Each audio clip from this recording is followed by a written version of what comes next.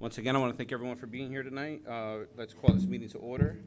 Mr. Palladino. Trustee Dattis. Here. Trustee Darrow. Here. Trustee Jacko. Here. Trustee Velez. Here. Trustee Williams. Here. Vice President Benamini. Here. President Munoz. Here, thank you.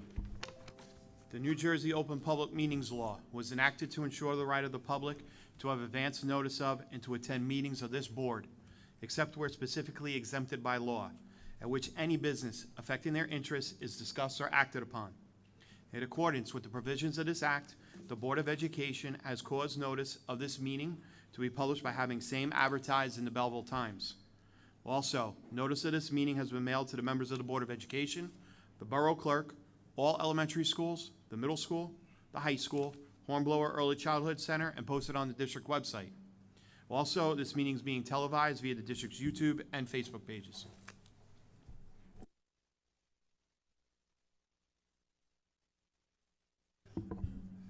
Thank you.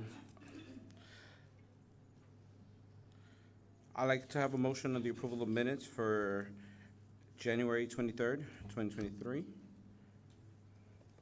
Motion. Second. All in favor? Aye. Any opposed?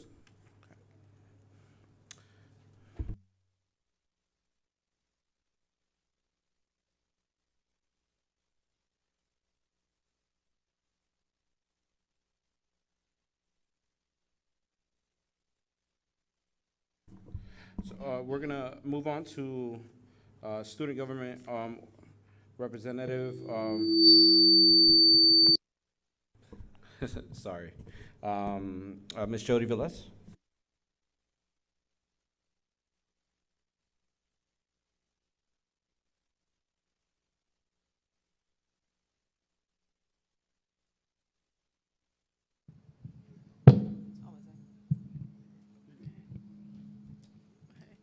Please excuse us being here tonight. We're actually hosting, we're having a play dress rehearsal in the auditorium. That's why we're here tonight. Good evening, everyone. In old news, the Belleville High School student government hosted its winter dance on February 15th in this cafeteria. Proceeds went to the student government and other clubs, and this was a fun time for all students. The senior class hosted their second annual dodgeball tournament last Thursday and in the Belleville High School gymnasium. It was a night of competitiveness and fun, and Team Blatano Power overall won the tournament and remains the champion. In new news, the Belleville High School student government will soon be hosting their annual Lucky Basket, in which students and faculty are able to purchase tickets to have a chance to win all the contents in the basket. The Belleville High School Theater Arts Company is hosting their musical Evita. The play tickets are $10 pre-sale and $12 at the door. The play will be performed on March 2nd at 7 p.m., March 3rd at 7 p.m., and March 4th at 7 p.m. Belleville High School student progress reports will be available Wednesday on Power School. Thank you and have a good evening. Thank you, Ms. Velez.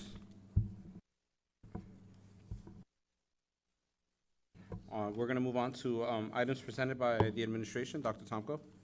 Thank you, Mr. President. Good evening, everyone. Very excited to see all of you here. As Mr. Munoz just said, again, maybe not optimal tonight here, but you know, at this time every year, usually if we have to go a week later because of the holiday, we do run into dress rehearsal. So we want to make sure our students are who put a lot of time in for this weekend coming up have the appropriate areas to practice. So we appreciate your patience. I'm excited tonight to see all of our represented schools with Ms. Demikoff for our Black History Month celebrations. Those of you in the district received notice from us early on that we've highlighted lessons from every school per week on the website. So hopefully you're following along with all the stuff we were doing to celebrate Black history. When I came here 8 years ago, we actually began that celebration along with Hispanic Heritage Month.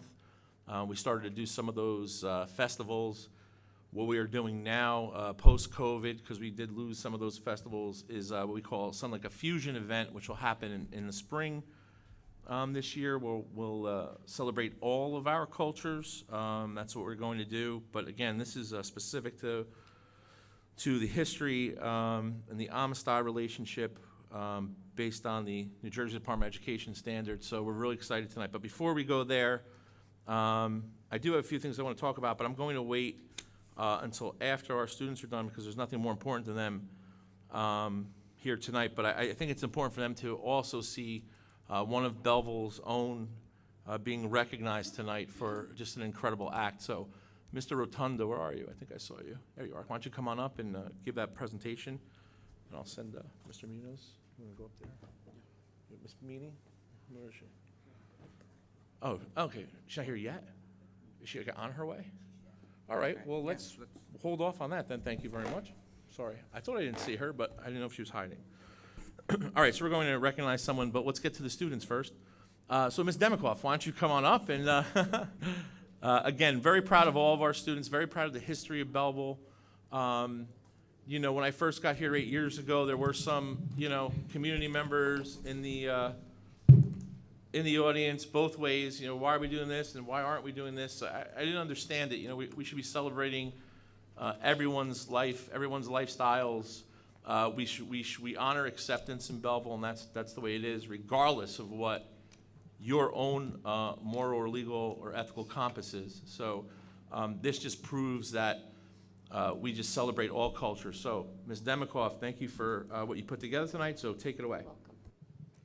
Okay, just waiting for the screen.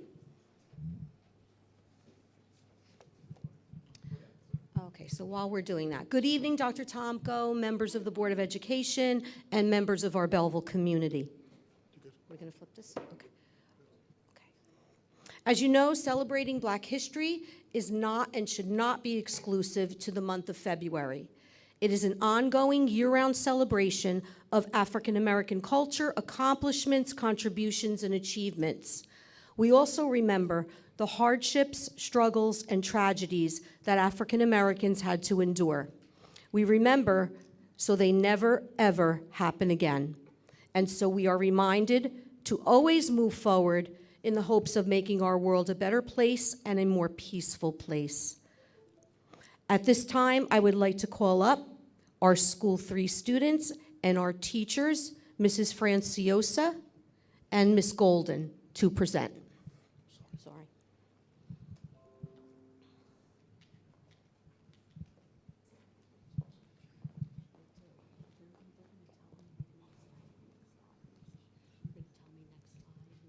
Yeah, but I don't think that's ours. That's not ours. That is.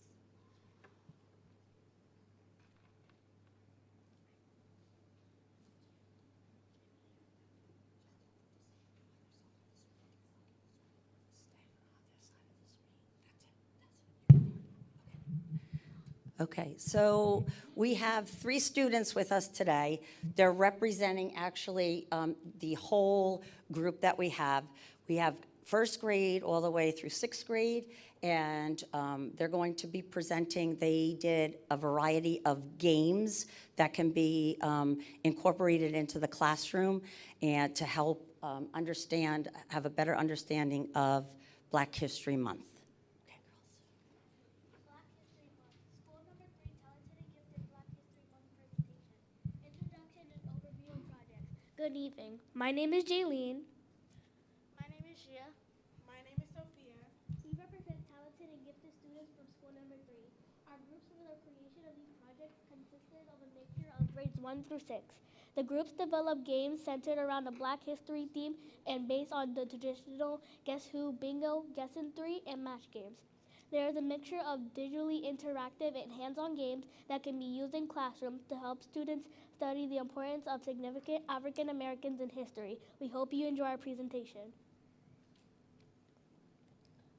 Project number 1, Find Their Facts, African American History Edition. The object of the game is that the players will try to match 2 facts to the person on their board.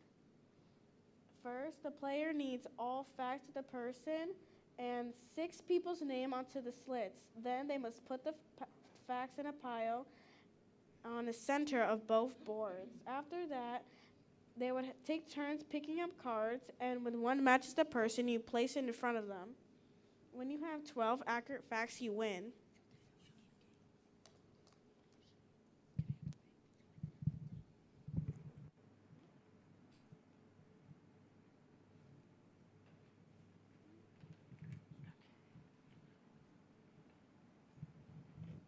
Project number 2, the famous African American woman music. Object of the game. Once player fills the whole board, call out women's history. Rules. Number 1, players access link on devices. Number 2, read biographies of African American women in history. Number 3, caller says some exciting facts about person, do not show picture or name. Place a chip on top of name on board if you have the woman. Once you fill the whole board, call women's history. Caller checks if you are correct.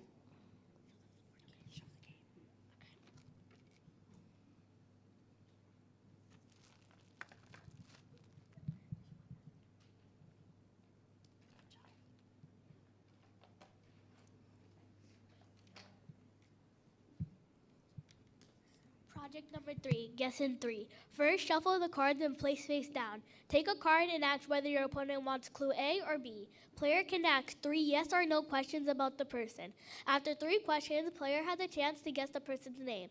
If they can't guess the person, they can't keep the card. If they can guess the person correctly, they get to keep the card. The turns alternate like this. First to get 3 cards wins.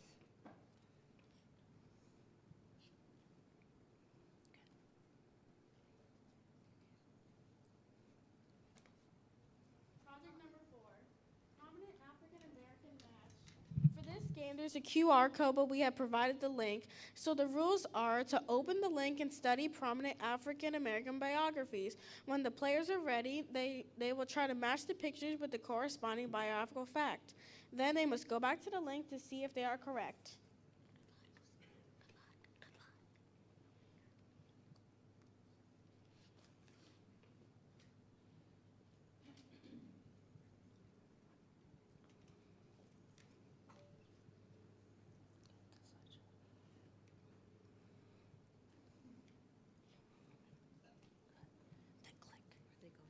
No, they could just go. Let's go. Just click. Click quickly. So it's like.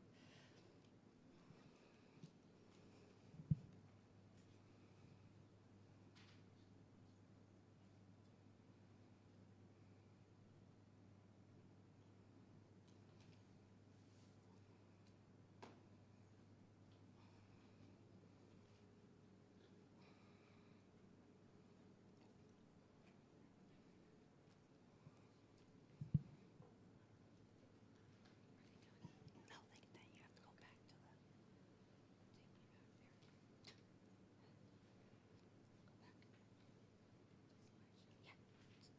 to the.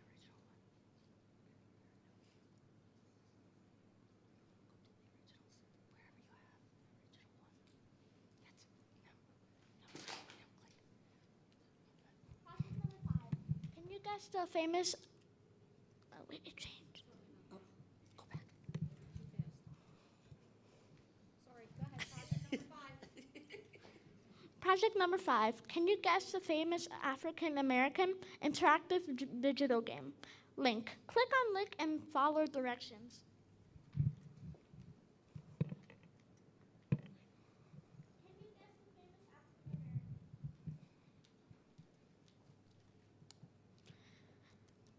Can you guess the famous African American? Instructions. Click on the interactive pictures of the people. When you are finished learning about everyone, go back to the slide with the interactive photos. Number 2, click on to quiz to get started on the 5-question mini quiz to guess who the famous African American is.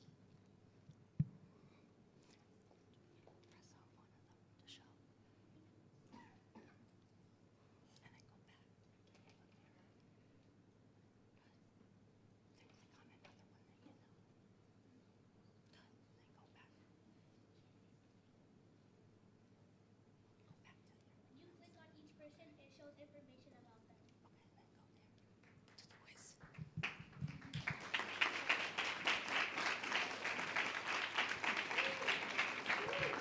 Very good. Thank you. Thank you so much. Okay, before you sit, parents, if you're here in the audience, if you'd like to come up for a picture, now is the time, please. And students, we have certificates for you.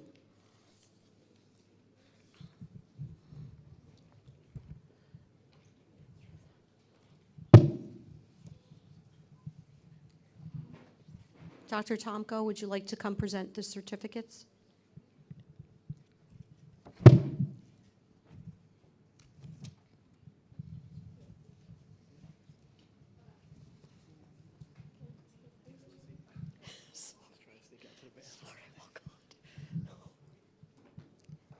Gia Campoverde.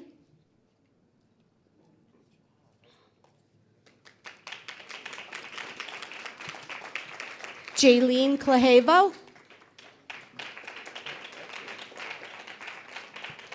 Sophia Velez. Congratulations, students. Great job. Great job.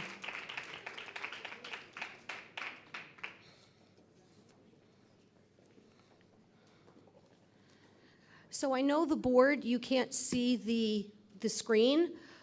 Oh, you can see the screen? Perfect, perfect, okay. Great. Moving on, will school number 4 please come up? Escorted by teacher Mrs. Skorka and Mrs. Pepe.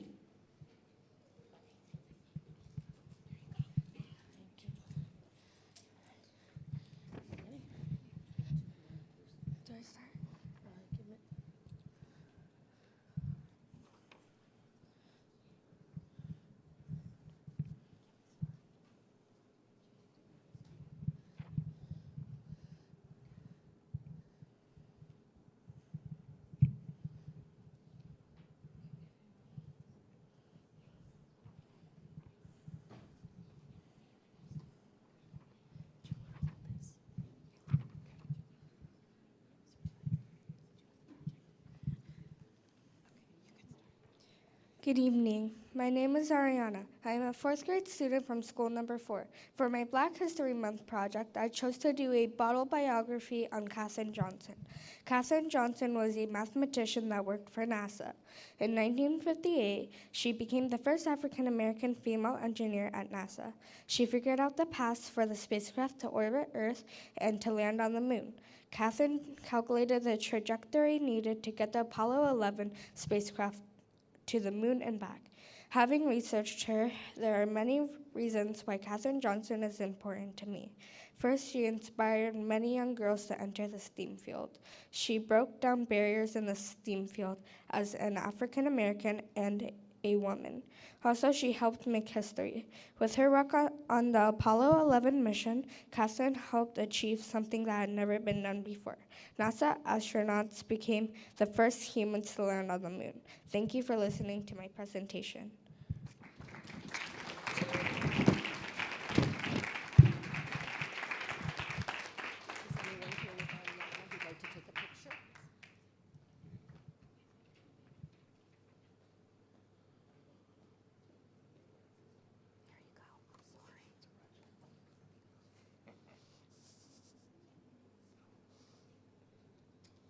Great job, Ariana.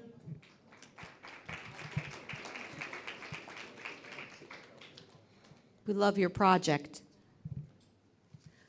Okay, moving along, we have school number 9. School number 9, please come up. And we have Mrs. Parapato and we have Mrs. Greco.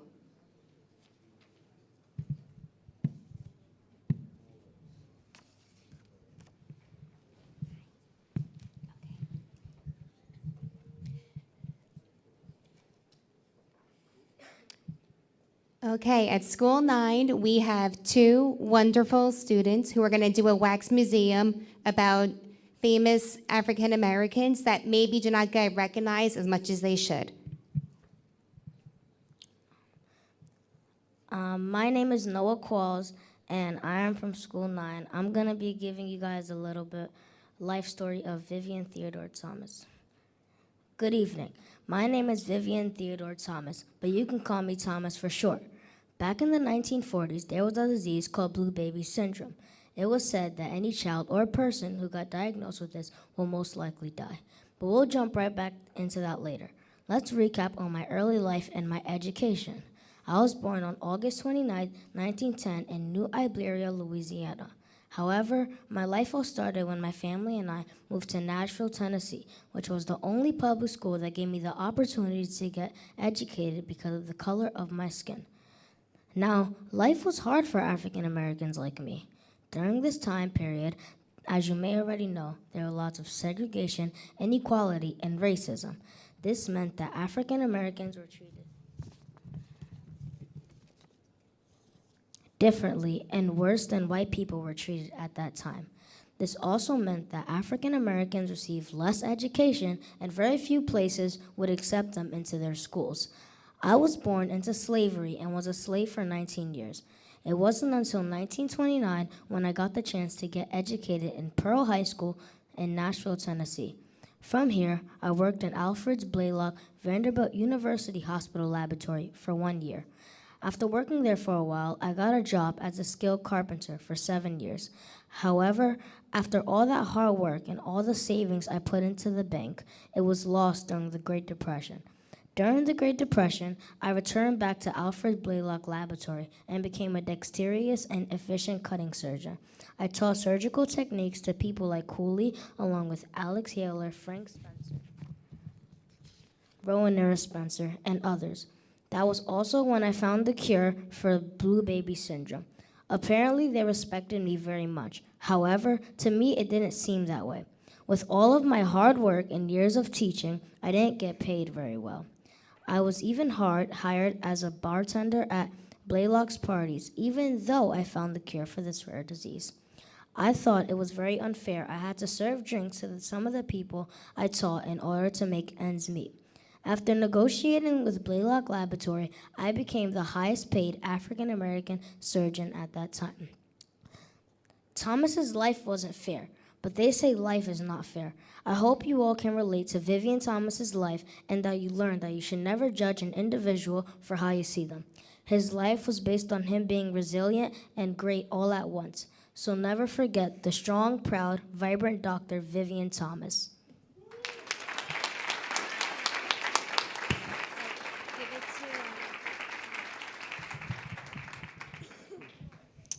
Good evening.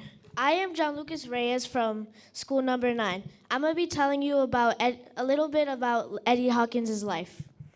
Good evening. I am Eddie Hawkins. I was born on August 18, 1943 in Washingtonville, New York.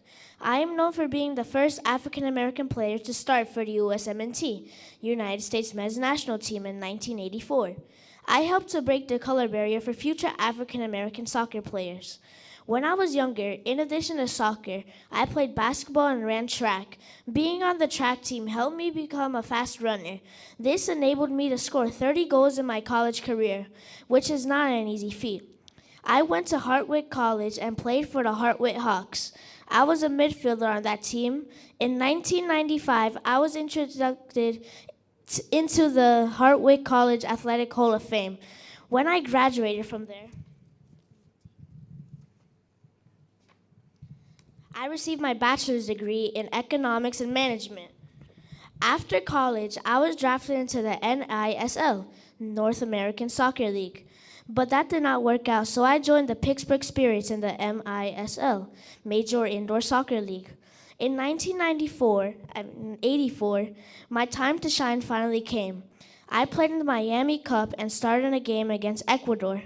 I was subbed out in the second half, and the game ended in a 2-2 draw. Education was very important to me. I went on to receive my master's degree in 1990. I graduated from Pace University with a master's degree in information technology. After I retired from professional soccer, I founded Zen Footy Soccer Academy and Zen United Club soccer program. To this day, I continue to train many soccer players. Many of my former athletes play soccer in college in the NCAA. Divisions 1, 2, and 3, all across the nation.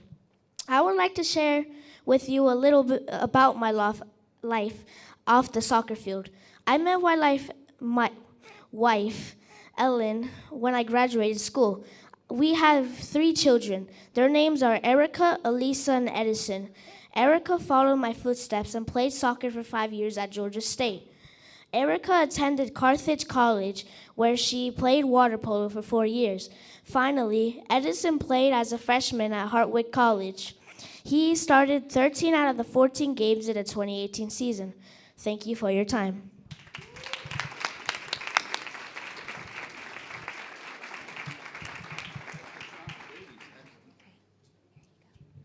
Okay, congratulations, Noah.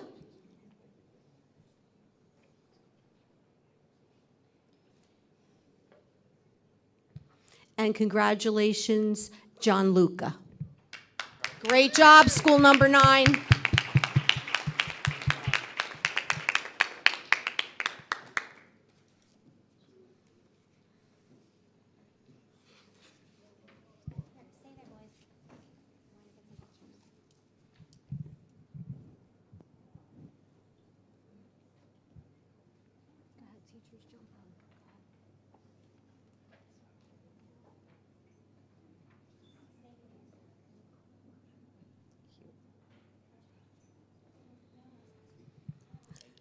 You're welcome. Thank you, school number 9.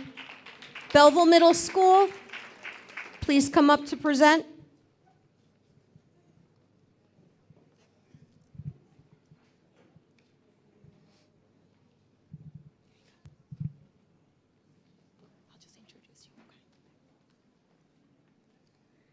Good evening, everyone. Here we have Judah Cook and Aiden Molina, who will be presenting their Black History Month project, followed by student-written poems. Thank you.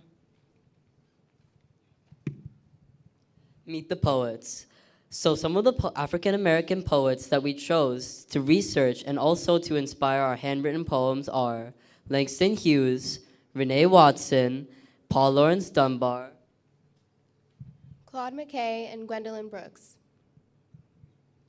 Our objective was to write an original poem inspired by the words of these poets. Langston Hughes. Langston Hughes was a writer and political activist during the Harlem Renaissance and Civil Rights movements. Notable works by Langston Hughes include I Too, Let America Be America Again, and The Freedom. Renee Watson. Renee Watson has been an influential African-American writer for over a decade. Her works include This Body Too, as well as many other novels, poems, and short stories. Paul Laurence Dunbar. Paul Laurence Dunbar was the first African-American poet to gain fame, and his work embodied the spirit of the 20th century Black community. Claude McKay is a poet who advocated for full civil liberties and racial solidarity. As Claude lived in New York City, he encountered racism. This unfair act inspired him to start writing poetry. Gwendolyn Brooks. Gwendolyn Brooks is known around the world for writing poetry to teach people about Black culture in America. Brooks wrote several poems about the Black experience during the 1940s and 50s. This is my poem. My voice. How will I use my voice? Will I sing? Will I protest? Will I stay quiet? Or will I shockingly strike like a thief in the night? Although my body may seem imperfect, I am the hope of the past.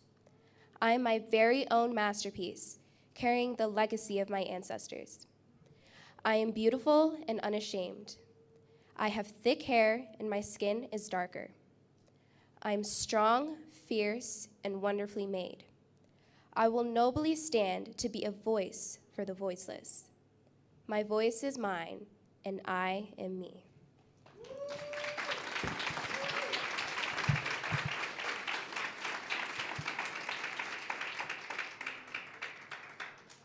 Here's my poem titled True Colors. We hide behind the screen that posts and likes. It grays our skin and covers our culture, standing in front of one another and yet not knowing each other's true colors. Imagine what the world could be like if we shared our food, songs, and art, a rainbow of expression, and bonds with each other impossible to break. Let people see the real us with all of our flaws and all of our stories and all of our songs and all of our foods and all of our art and all of our cultures.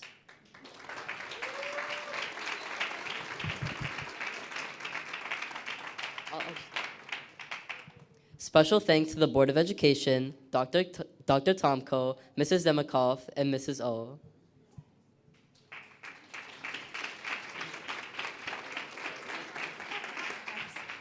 Are your parents going to come up to take a picture? Do you want to take a picture? They are. Thank you. Sure. Great job. That was great.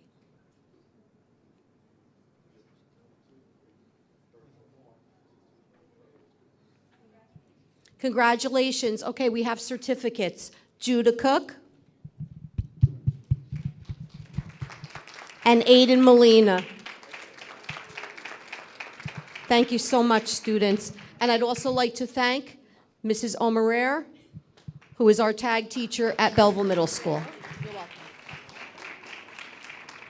Belleville High School, we're ready for you. And we're going to call up, we have two Belleville High School presentations. So the first one is from Miss Rivera's class. If we have students here from Miss Rivera, please come up.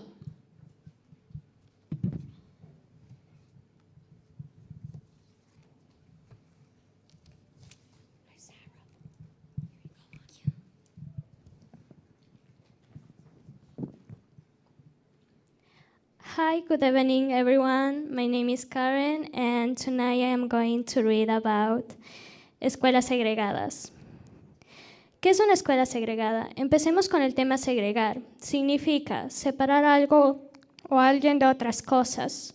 Un colegio segregado es la separación o distribución desigual del alumnado en diferentes centros en función con alguna de sus características, como por ejemplo su sexo, origen étnico-cultural, discapacidad o situación socioeconómica o rendimiento.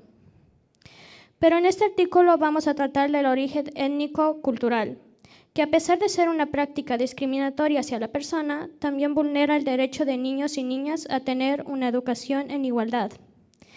Vemos cómo esto va aumentando con el tiempo. Tal es el caso de España, que ha aumentado un 13,4 entre 2006 y 2015, según estudios. Es habitual ver que el 72% de los niños de nivel socioeconómico bajo acuden a este tipo de centros que no deberían existir. Hablemos del caso de Silvia Méndez, activista estadounidense, quien fue discriminada y humillada cuando fue rechazada en su escuela por su color de piel cuando solo tenía 8 años. En septiembre de 1944 había acudido al centro educativo con sus tías, sus 2 primos y sus 2 hermanos para matricularse en la 17th Street School, que se encuentra en Westminster, Orange, California.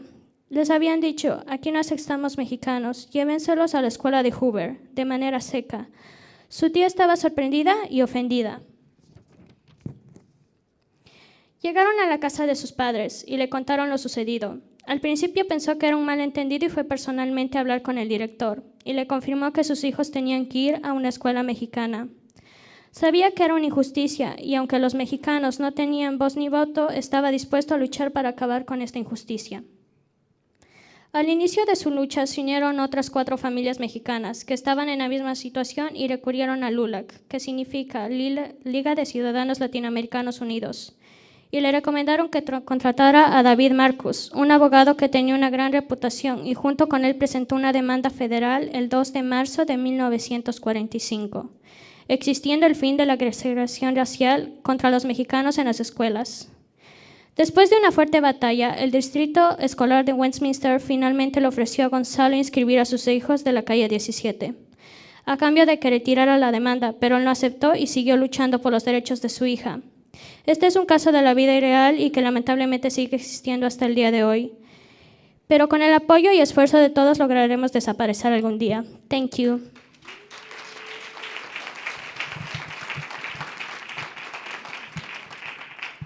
Good evening. I'm Sarah Costa, and I will be reading a letter I wrote about Silvia Méndez in my Spanish class. Mi querida Ana, espero que esta carta te encuentre bien en tu nuevo hogar. Me entristeció mucho escuchar la noticia de que no puedes asistir a la escuela local debido a tu raza. Esta situación no solo te afecta a ti, sino también me afecta a mí como mujer mexicoamericana que ha luchado por los derechos civiles en el pasado. Permíteme explicarte qué son los derechos civiles. Los derechos civiles son los derechos y las libertades básicos que la ley garantiza a todas las personas de un país, independientemente de su raza, sexo, religión o cualquier otra condición. Estos derechos incluyen el derecho a la igualdad ante la ley, el derecho a la libertad de expresión, religión y reunión, y el derecho a la educación.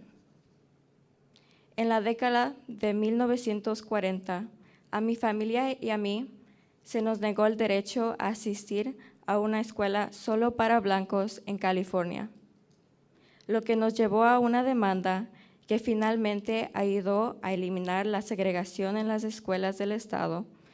Nuestra lucha por la igualdad de oportunidades educativas fue una pequeña parte del movimiento de derechos civiles, que tenía como objetivo acabar con la discriminación y la segregación en los Estados Unidos. Me rompe el corazón ver que incluso después de tantos años de progreso y cambio, la discriminación y la segregación siguen existiendo. Tu incapacidad para asistir a la escuela local debido a tu raza es una violación de los derechos civiles y un recordatorio que la lucha constante por la igualdad.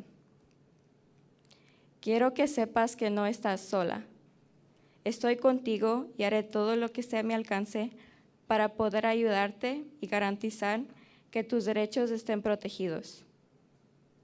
Juntas podemos continuar con el legado de quienes nos presidieron e impulsar un futuro en el que todos tengamos las mismas oportunidades y seamos tratados con dignidad y respeto.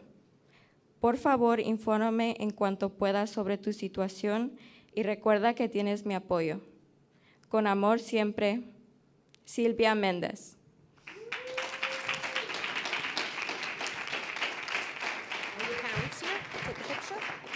Parents, if you'd like to come up to take a couple pictures.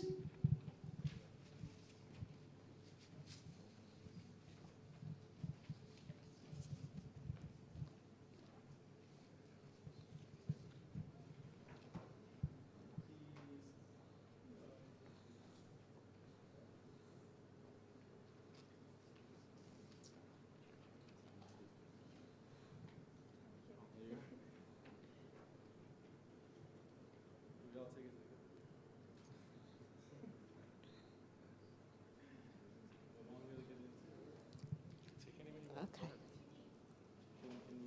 Yeah, sure. Thank you so much.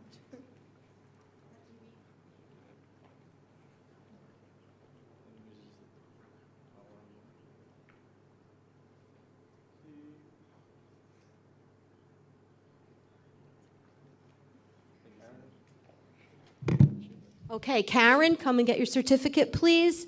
And Sarah Acosta. Great job.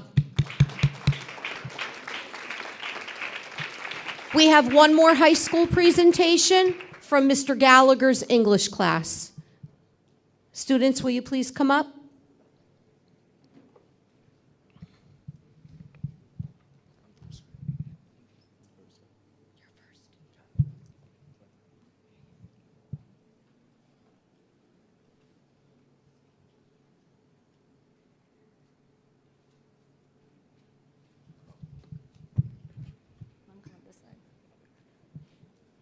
Good evening. My name is Brianna Barrero.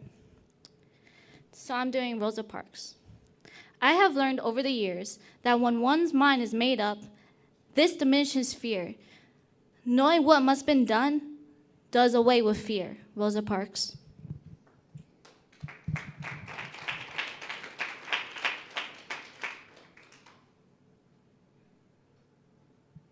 There's another.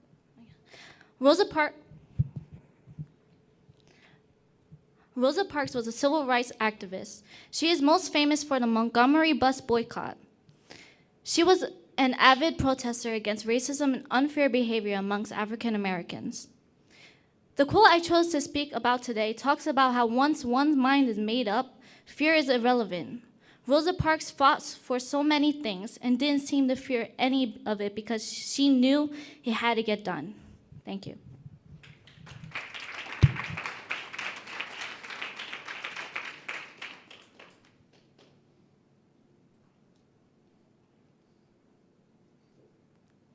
There we go.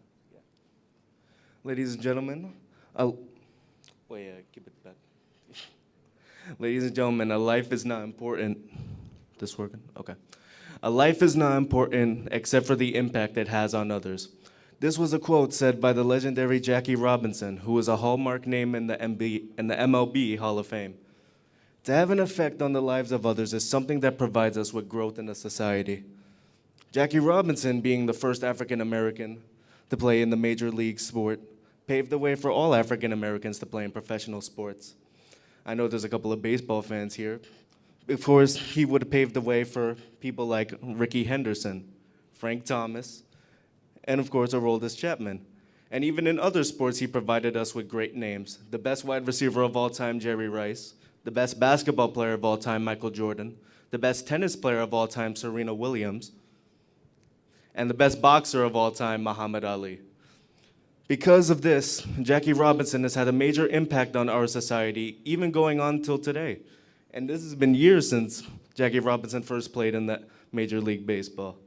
And that's why I chose Jackie Robinson to do for my quote for African Americans and Black History Month. Thank you.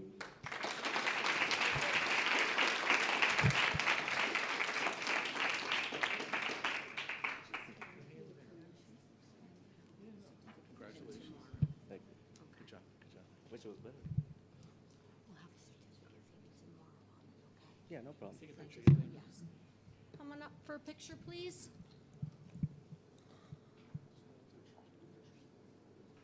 Apparently, you guys want to come up? No, we'll take it. Jeff's good at that. That's why we keep him around.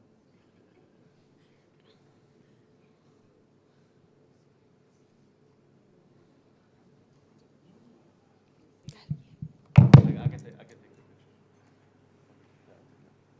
Is there anyone else? You're welcome.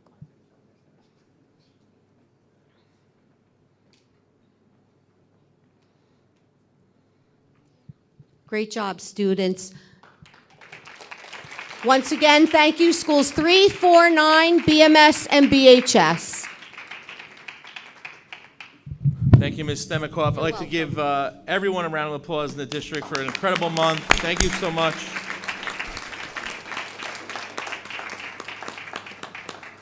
Jeff, can you move that out of the way, please? Thank you. We're going to in a minute. All right, so let's go back to Mr. Rotunda here to discuss our recognition.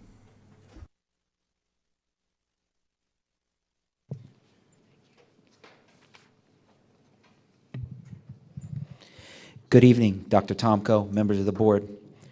As a school principal, there are countless moments in which I have been filled with pride. One of those moments was earlier this month. What started out as a typical lunch period turned into anything but that when a student began to choke.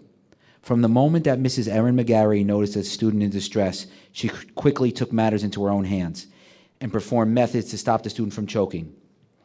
Due to her courageous actions, the student was quickly out of danger and has since made a full recovery. Mrs. McGarry's heroic actions are something that the entire learning community owes her a debt of gratitude for. From teachers to superheroes, our staff goes above and beyond the call and duty each and every day, and Mrs. McGarry is proof of this. On behalf of the students and staff of School Number 9, I would like to thank you, Erin, for your actions, for assisting a child during a very dangerous situation. You have made the entire school district proud.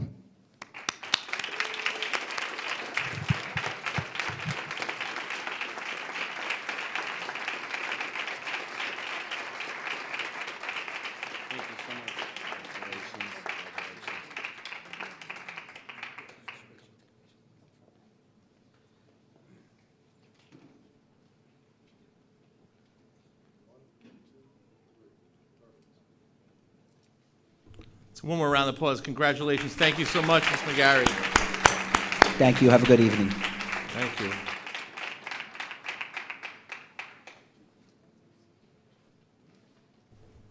All right, before I go into a few things here tonight, I just wanted to say that the board had their annual ethics training executive session, and I think we have Mr. Mandel with the Bush Law Group tonight with us.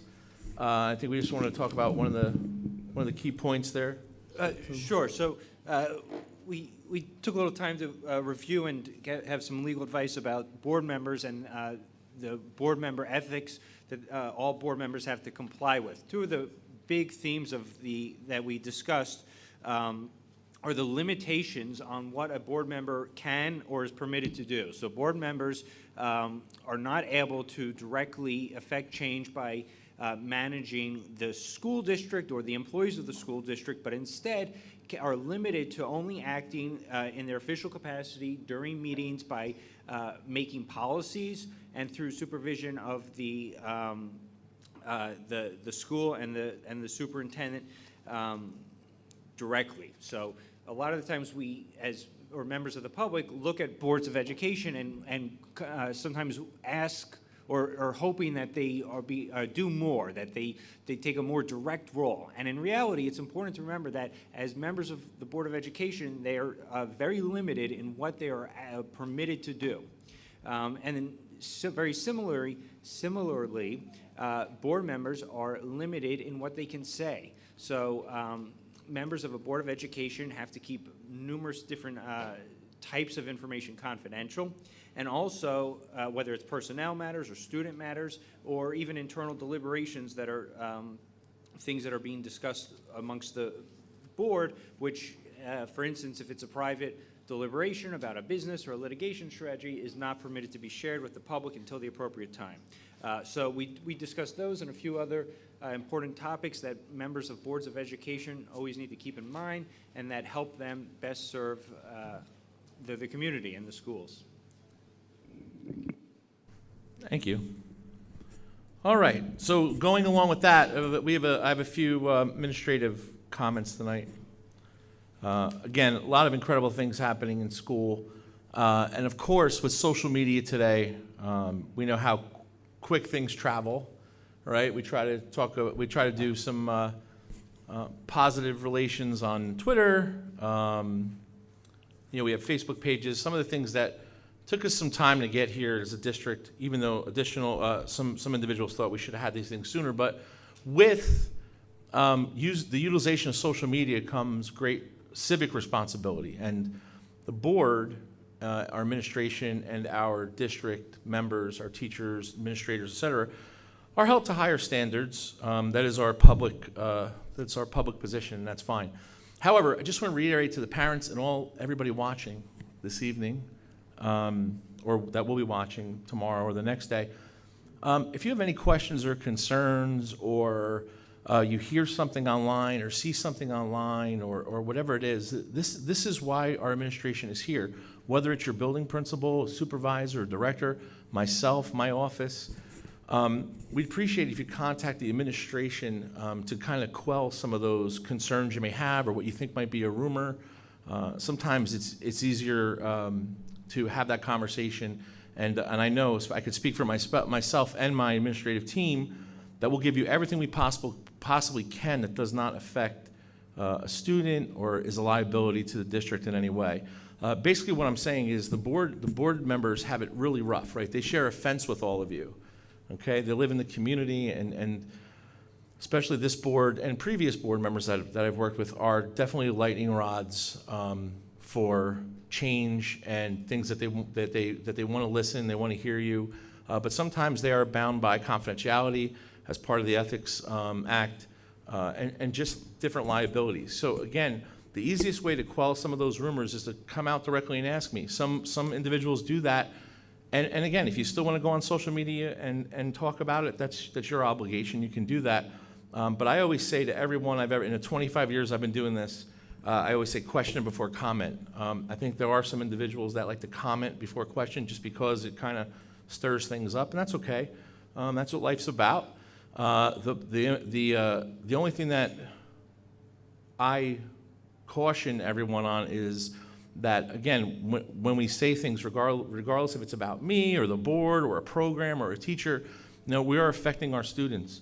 And our students have a very small amount of time to get all the programs and all of the intelligence that they need to be successful in life. And that's what it's about. It's about creating the most important commodity in this district, in this community, and that is our children, our future. We are the second largest employer in district, I think. I mean, I'm sort of sure somebody's going to fact check that today, but I'm going to just go out on a limb and guess that. But so we have a pretty big responsibility. The thing that we create here, or the service that we provide, is making your children just incredible adults and learners into leaders. So that's our goal. So again, we invite you all to ask as many questions as possible, give us calls, etc. So in saying that, there are definitely a few things that happen throughout the month that the board and I have discussed ad nauseum with regard to making sure that we are transparent. So I'm going to go through some of those now with regard to some of the concerns. First of all, there is a delayed opening tomorrow at this point.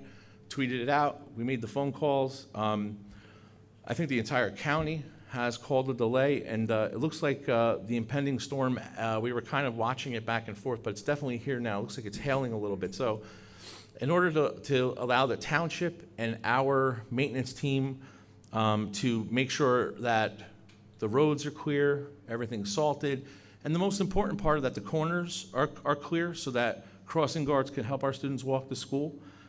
That's important. So that's why the delay is in effect now. I will update everybody in the morning if there's a change, but as of right now, that's it. So I just wanted to say that since we had the opportunity tonight to say that. So, and the board has supported me on calling something like this early. I know that some people are like, why is he calling it so soon, et cetera. We've had parents say that over the years, but this is really to give you all time to prepare for this, right? It's better than the 4 o'clock in the morning phone call or the 5 o'clock in the morning phone call and you're scrambling, right? So this is to give you time, all right? We know it's going to be slippery. We know it's going to be icy. We have buses getting out there, so that's why the delay is in place. So we want to make sure that that you have some time. So that's an easy one. One of the major concerns of this board this month was some of the most recent talk online, I guess in the social media circles, about recreation fees. We are not, as a board, we do not require any fees. We use tax money for all those things, unless maybe your son or daughter is in a club, goes on a trip, etc. All of our teams and whatnot, there is no pay to play here, which some districts have had, which I think was an issue for some districts actually, but those rec fees are not generated by the Board of Education. And I think this goes back to some of that confusion with regard to the pilot program that the board went into with the municipality with regard to the recreation programs and the rumors that were surrounding that and circulating and who's taking what away from whom, and that's not what it is. To speak for the board, if I may, and they could chime in later on, but the philosophy since I've been here has been to try to work together with the town as much as possible. We feel that since we basically operate more than 90% of the facilities and our students get the first assignment of those facilities, we thought it would only be a smart thing to work with the recreation department in assigning facilities and having oversight so that there are individuals here. We have more personnel we can provide. We have more expertise in some of those scheduling areas. We have a scheduling software that the municipality doesn't have. So all of those things we piloted collectively to ensure what we think would be a smooth transition for all of the recreation programs on the athletic side in this town. This doesn't include cultural events, but you do know that in the past, which may change, we've partnered with the town on holiday events, et cetera. So again, I think if you look at anything being successful, that's all it really was. I personally feel that the pilot was extremely successful, especially now with the new wrestling rooms and the indoor facility. Just again, another plus for this township and this community that no other community really has with regard to that seamless transition of, this oversight. So just to be extremely clear, We have nothing to do with the rec fees that have been brought upon the township as recent as, I think, this week or whatnot. So I just wanted to make that very clear. If you have questions about those, you can call Mr. Iacono at the municipality. He's the town manager. I'm sure he'll take your phone call.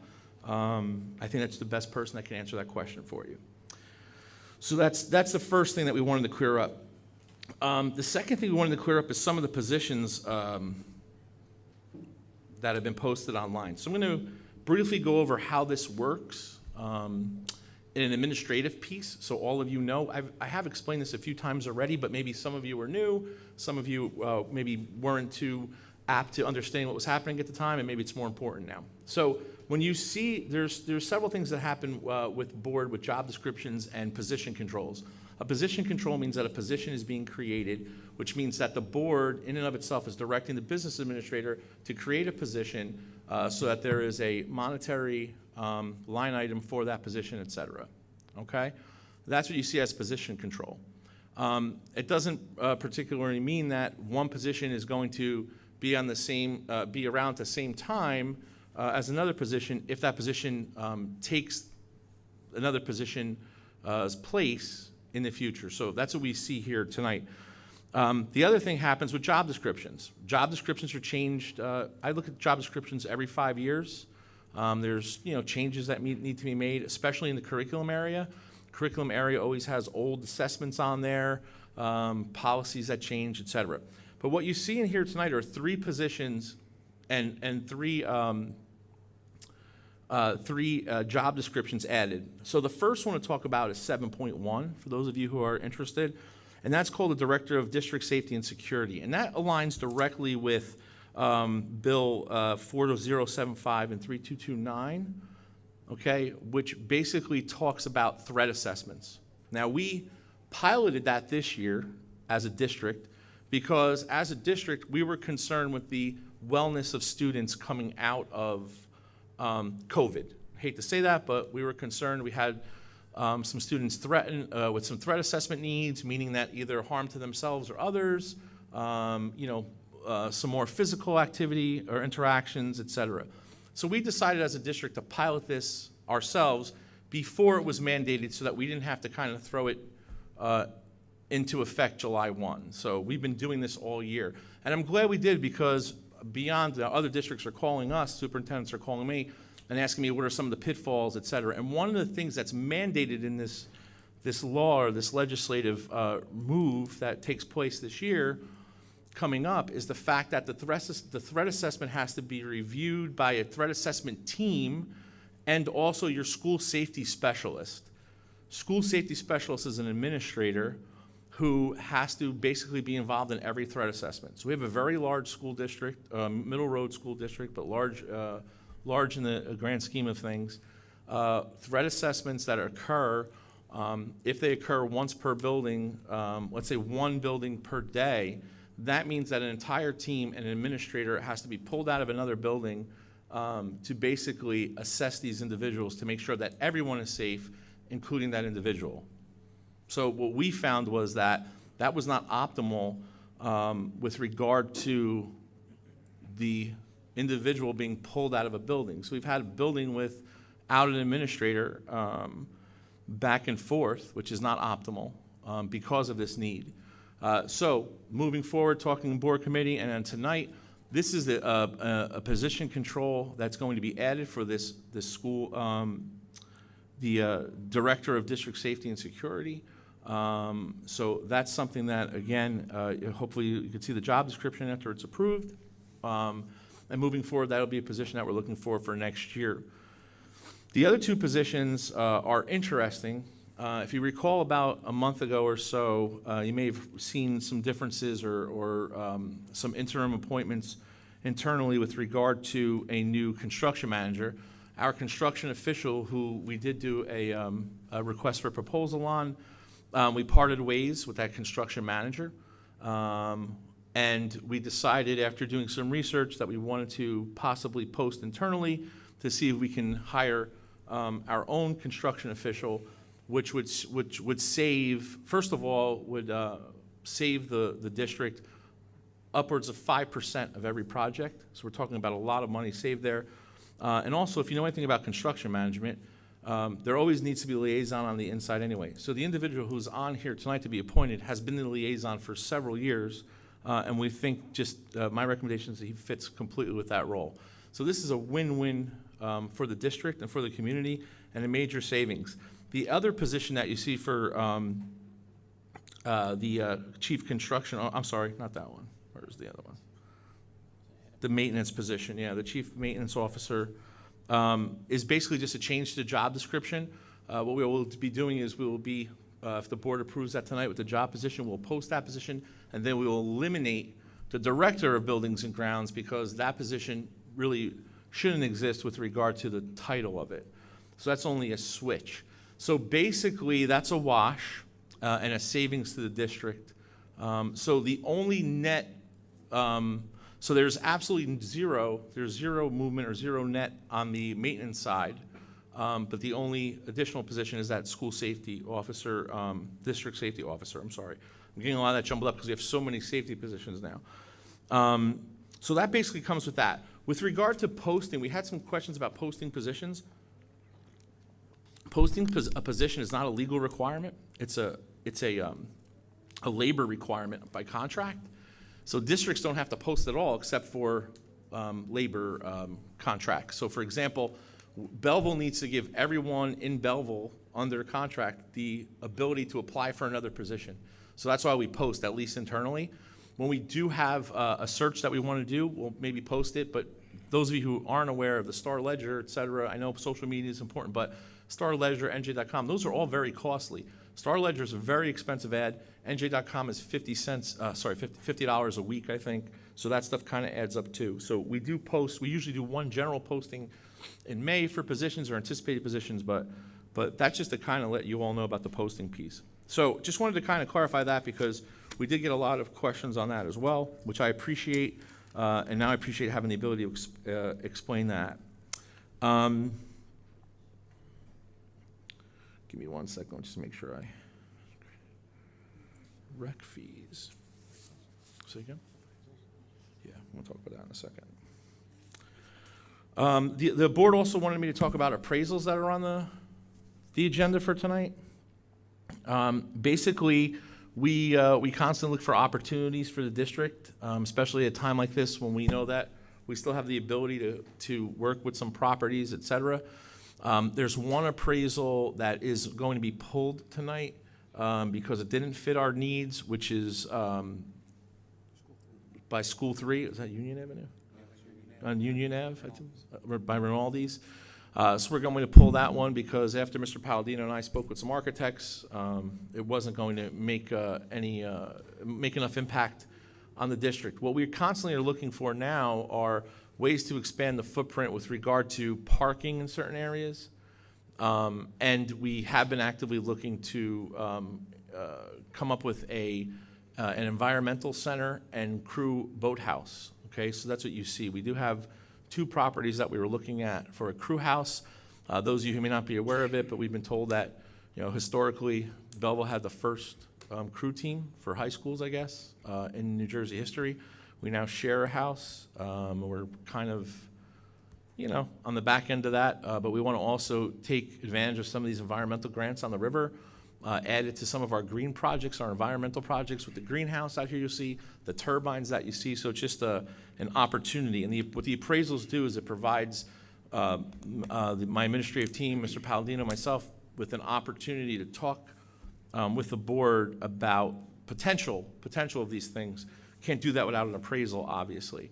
The other appraisal that's on there is for a property behind School 4, which would also be used for parking. If you know anything about School 4, there's really not much parking there. It is also a safety issue. So this is an opportunity to possibly add parking for the teachers and maybe some parent spots in the front, and then a teacher lot right behind it. So these are all, positive things to the footprint that we're just looking into now. We can't even speak to the board about it, though, until we have an idea what the appraisal is. We did talk in committee, and that's why we moved forward with the appraisal phase. So that's what you're seeing now. This is not a purchase. This is not anything like that. This is just the first stages of what we need to kind of move forward with all of this. Okay. All right. Before I get into the good stuff, there was also some talk about defibrillators. We really don't answer those questions too much online, anything health and safety with regard to where things are, et cetera. But this one's a little bit more important, and I wanted to wait until we were in public to talk about it. Just because I don't want anyone to think from all those individuals that are talking out there with really out any clue as to what's happening. What we do here as an administrative team and as a district, and I want to be transparent that so you know that your kids and our teachers are all safe. Not only do we follow in compliance with defibrillators, not only were we one of the first districts in the state to make sure we had more defibrillators than needed, and these aren't inexpensive, but we probably have more defibrillators in spaces and lightning rod detectors to help the municipality out because we couldn't wait for those decisions to be made on that end. We wanted to make sure our kids were protected and our teachers and parents were protected as well. Even the defibrillators. We all talk about kids and defibrillators, but staff, but even spectators, people watching practices, these are very important things. So we have close to 40 defibrillators in district. Not only are they supposed to be 90 seconds away from each other, but we actually have a consultant, a health consultant manager who actually comes in to tell us where we should put these to make sure we're in compliance. One of the things that I always say, the first meeting, and Mr. Palladino will vouch for me, my first meeting every year is to make sure that our principals go in and check the batteries on the defibrillators. We have people that are trained on a code blue team. So I don't want to give anybody a false pretense that things don't happen in these buildings, because they do, but we are absolutely prepared. And not because it's law or not because it's supposed to happen. Belleville, the Belleville Public School Districts, at least I could speak since I've been here, we have been ahead of the curve on everything. Everything. We don't wait. Just like now we're talking about this, the safety specialists and how we're piloting ourselves, because we're not going to wait for something to happen. We're not going to wait for a tragedy. We're going to be proactive. All right? And that's something that you all should appreciate, not for me, but for your own kids. Okay? I always say, and anytime I was up for a position, 25 years I've been doing this. You know, people talk about test scores, people that go for big superintendent jobs, go talk about, you know, community engagement. All those things are very important. But I don't know about you, but I have 4 children, okay? When I drop them off for school, when they take a bus, I don't care about anything else except that they're safe, right? I don't care about anything else. Because if they're going to learn about math, they're going to learn about math, and I'm going to make sure I take care of that. If they're going to learn about English or get books home, I'm going to make sure it's taken care of. But when I drop them off, I put in, it's called in local parentis, right?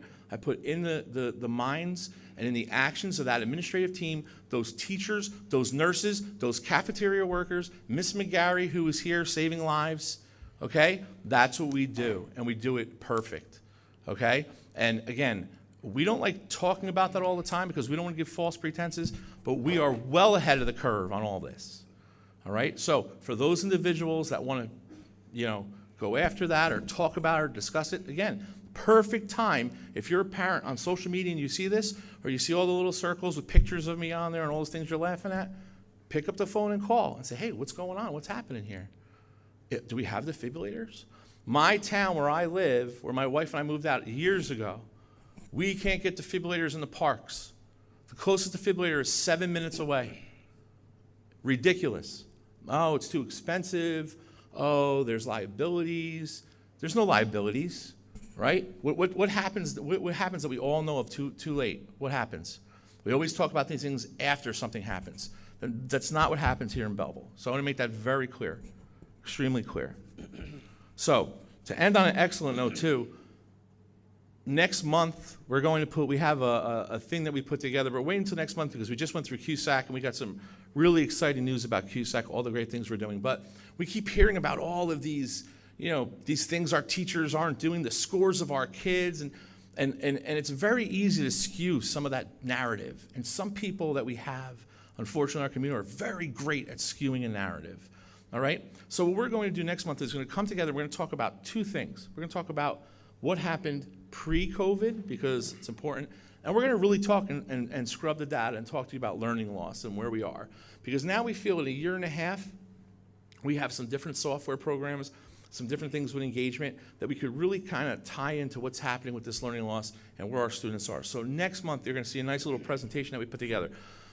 But what we also want to do is we want to highlight some of these positive projections that we have. So I just have 2 of them right now for you, and more to come next month. But 2 things that we're really proud of, because I'm sick and tired of our teachers and our administrators getting beaten up, and your kids getting beaten up. Okay? I'm sick and tired of it. So we have 2 really incredible projections that I want to talk to you about tonight. The first one that's most important is graduation rate. And what I want to do is I want to talk about when I first got here, what the rate was and what it was in 2019, right where we were. But graduation rate, I want to go out to 2022, all the way to current, because I can. So in 2016, when I first got here, it was 85%. Now, you might say that's a pretty good graduation rate, but it really wasn't for us. It was 85.2%. Last year, we're at 94.3%. So I want to give a round of applause to our administrative team, our teachers at the high school, our guidance people. That's an incredible stat. It's an incredible stat. 94% of our kids graduate here. It's an incredible stat, okay? Other places it's an expectation, right? In other places it's a lot lower. So we should be proud of that, and we should celebrate that and celebrate our staff and all the stuff they're doing. And now, one of the most incredible things I want to talk about is because we keep talking about math. And if we go back a few boards ago, not this current board, but a few boards ago, some of the board members decided that, you know, some of the math sequence should be changed a little bit. We talked about personnel. So even though we didn't agree with all of it, I was actually just talking to some personnel members about who remember this time several years ago anyway. We kind of got on a pretty decent track moving forward. But for some reason, we keep talking about aggregate. I know that's important, but that's that skew again, right? Because there's a large number of our population that has some issues that we're trying to control internally, but may never be controlled, right? There's always social emotional status. There's a whole bunch of different things. We're growing in our ELL population, special ed population, et cetera. So I always talk about growth. I always talk about individuals and look at what our kids do. We have kids that get into Harvard. We have 2 kids now that are waiting for decisions on Ivy League schools, so we're hoping that they get through. A lot of great things happening. Do we have kids that are struggling students? Of course we do. We absolutely do. But we don't forget about those students like many districts do when they talk about cusp kids, right? Let's just talk about the kids that can get us higher scores. That's not Belleville. That is absolutely not this board. I can tell you that for a fact. But so from 2015 to 2019, we saw, and you're going to see this next month, 53% growth in both ELA and math overall with regard to scores in that time period, right? Nobody talks about it because COVID came, right? And math alone, not really as high as I wanted, but 9% increase in scores. So I'm going to give our teachers, especially our math teachers, I mean, that's incredible stuff. You know, and again, maybe we humble ourselves, but it's time now to put it out there, and that's the stuff we should be celebrating. That's the stuff we should be talking about. So I'm very proud. You know, the board, it's the first time the board's hearing this. Next month we'll have some more data. Not all of it's good, don't get me wrong. We know we have to work at some places, but I think at least this board puts the time in the effort, constantly questioning things, constantly making things better here, constantly working together to try to get the best things we can for kids, the best personnel in there. It's a very difficult time to get personnel in, but I think we're doing a great job, and I appreciate that. So I think I'm done. So thank you for the time, Mr. President. I appreciate it. I think it's important. But absolute progress. Thank you. Thank you very much, Dr. Tomko. Mr. Palladino, your report from Mr. Egan. Thank you, Mr. President. Mr. Egan wishes everybody a good evening. He's been working with myself and Dr. Tomko on the 23-24 budget preparation. He certifies, as always, that there's sufficient funds to get us through the end of the school year, as confirmed with the January 2023 report of the school treasurer. Wants the community to know that the audit is complete. Mr. Bliss will have a presentation during the March 2023 board meeting. And then lastly, he's reviewed the resolutions and the agenda presented before the board this evening and supports all resolutions recommended by the superintendent related to personnel, purchasing, and finance. Thank you very much. As we close this portion of the meeting, we're going to move on to remarks by citizen. May I have a motion, please? Motion. And second? Second it. All in favor? Aye. Any opposed? Okay. Excuse me. Sorry, I got a really scratchy throat today. I will call the individuals who wish to speak in the order that they appear in the sign-in roster. The individual called to be heard shall proceed with his or her comments as briefly as the subject permits, with a maximum of 3 minutes at the podium. All inquiries must be directed at the board president. Mr. Mario Droz?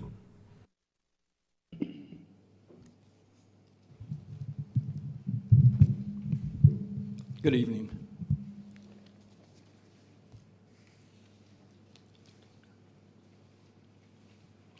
Okay, just waiting for you. Good evening. Mario Draws, 95 Bell Street.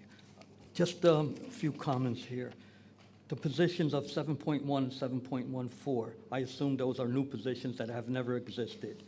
And am I correct or incorrect on that one? Those two positions, and what would the salaries be? And I'll expect the answer when I'm done.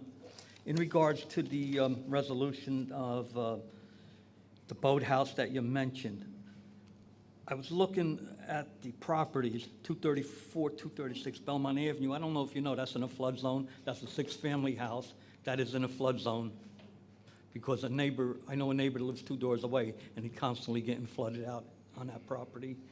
And the price. Now, I think the real question here is, has anyone spoken to the owners of this property, or we just picked properties out of the blue and we're saying, let's do an appraisal? I think that's one of the questions that hasn't been answered. Because if you're looking at a 6-family house with another 50 by 100 lot with 3-car garage, you're talking about $1 million. So you're gonna buy something to put a parking lot down and pay about $1 million for it. Then when you knock the house down, the property's only worth half the price because now you only have a lot. You don't have a building anymore. Going back to 291 River Road, I was looking up that property online.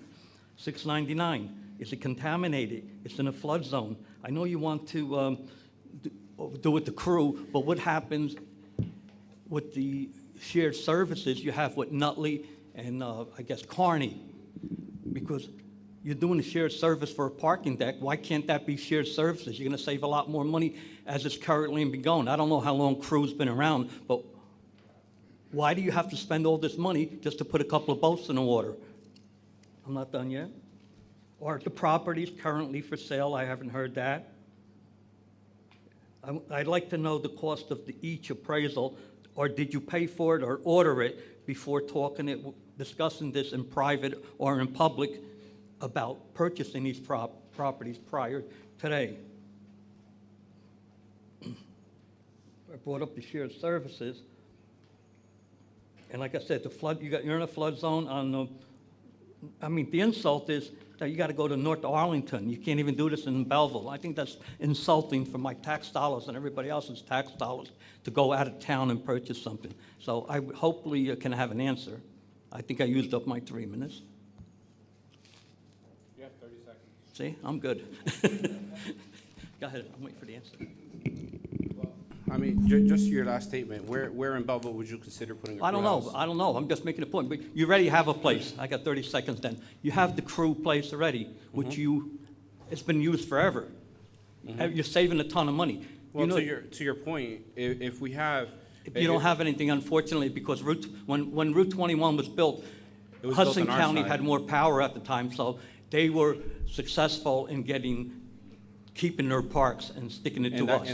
And that's a very important point to make, because yeah, I know that. It's not that we're trying to avoid doing something in Belleville. It's the fact that Belleville's side is the side that has Route 21. I know. It's unfortunate, yeah. But I'm just saying. But what happened to the shared services? Yeah, as Mr. Strauss, as a former mayor, it's very difficult to share service with another town. Township to township, but board to township would be almost impossible. So I think one of the things that we were talking about, and this has been going on for about a year now, we have another site that we've been looking at, is part of the environmental piece. If you've been down to some of the areas in the Meadowlands where there's a lot of, educational pieces down there and stuff, we wanted to kind of tie it in, hopefully take advantage of some of that grant money. Again, this is a very preliminary stage. That's what the appraisals are for. To go to the house you were talking about by School 4 area, the 6 families we would if this was to come to fruition, we would suggest that the board look into maybe keeping that as a revenue stream without raising it to make more parking spots if we don't have to. I mean, I think anyone can attest to how dangerous that is. The School 4 area is at the school pickup and drop off. And it's just getting worse as it's becoming more populated. So we're just looking at possible solutions for the board. We're not saying it's going to happen. This is an opportunity now for right across the street to pick up some spots for our teachers that would open up then the side lot for parents. That's really it. So that's all the appraisal's for. I mean, that's really all we're at right now is the appraisal set. $2,750 per. $2,750 is the amount on the appraisal. And we're not doing the 1 and 3, which was $750. $2,750 are for the appraisal. $2,750 for that particular property? No, it's for both, correct? The one on Belmont and the one in North Arlington. The one on Union Ave we're not doing, which was $750. Yeah, the one on Union Ave, we I was going to pulled. say it's about $600, $700 for a single-family appraisal. Yeah, and what happens there then is, especially with the river, the one on the river would be, then the board would have to decide if they want to do a phase 1 study for environmental. So we're not even there yet. But again, these are opportunities. I think if we don't take them now, we may not have the opportunity again. But it would be the board's decision. But we just bring it to the board with the ideas. And again, I know we're all looking to do the right thing. These are great opportunities. Some of the things in an environmental center and a crew house, our shared house right now, I can tell you, I probably shouldn't say this in public, but at some point we're going to be hit with a very large number to fix that dock and whatnot. So it's going to be a big decision, a very large number. So just an idea. That's why, I'm here and we talk in committees to try to get all that out there. We're constantly looking for places to, make things better. We've been talking about cutouts to try to ease some of the traffic. Former boards have done that at School 7. We're looking at some different sites too. So that's really, it's really it. 7.17 and 7.14. Yeah, so those are new positions. And as I said, 7.1 will be a new position at the board. Hopefully we'll adopt tonight that we definitely need because we'll be losing an administrator. The other position will be new, but it'll be replaced by, we think, the old position. So it's really just a name change. So a wash almost. But It'll be a wash. The salary on each one? Oh, the salaries we're not really sure yet, but it would, obviously would be, commensurate to what the skill level is of those individuals. We'll obviously look to hire inside first, like we always do. So we expect breakage off some of those positions, especially with losing the construction management firm, which was a lot of money. So this is really a home run for the town. Thank you. Thank you, sir. Mr. and Mrs. Barrero?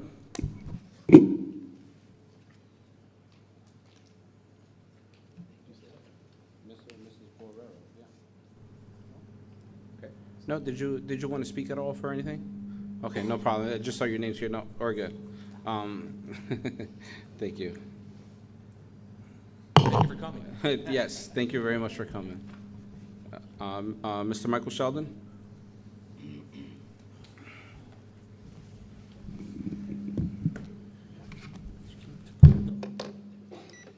Good evening, everyone. Michael Sheldon, 47 Floyd Street. I guess an Oprah request is going to be in order because I've done my best to try to follow the musical chairs involving these new positions, who's being assigned to the new one, which ones are being deleted, what the salary increases are with these new positions. You indicated that the current Director of Buildings and Grounds, which is Mr. Henry's position, that job is being dismissed or is being eliminated, but Mr. Henry is now going to become Chief Construction Officer. And what I saw of the numbers is that this is associated with a significant salary increase. But I'll send you the opening request to get the whole flow chart of what's happening here, because I would like to know with certainty. I have a bunch of agenda items that I'm just going to quickly rattle through. 10.2, you are about to appropriate $28,000 to a company, Aptigee, and it says for a mobile application website development. Does this mean that the current web company, Edlio, is being phased out? As you know, I've had several emails to you and to the board members. The current website is really woefully maintained, and if you get a new company, maybe they'll do a better job. Agenda item 9.25, the donation of 24 twin packs of Narcan. It's really a sad testimony to the state of our society that we have to have anti-narcotic kits on the available for our kids.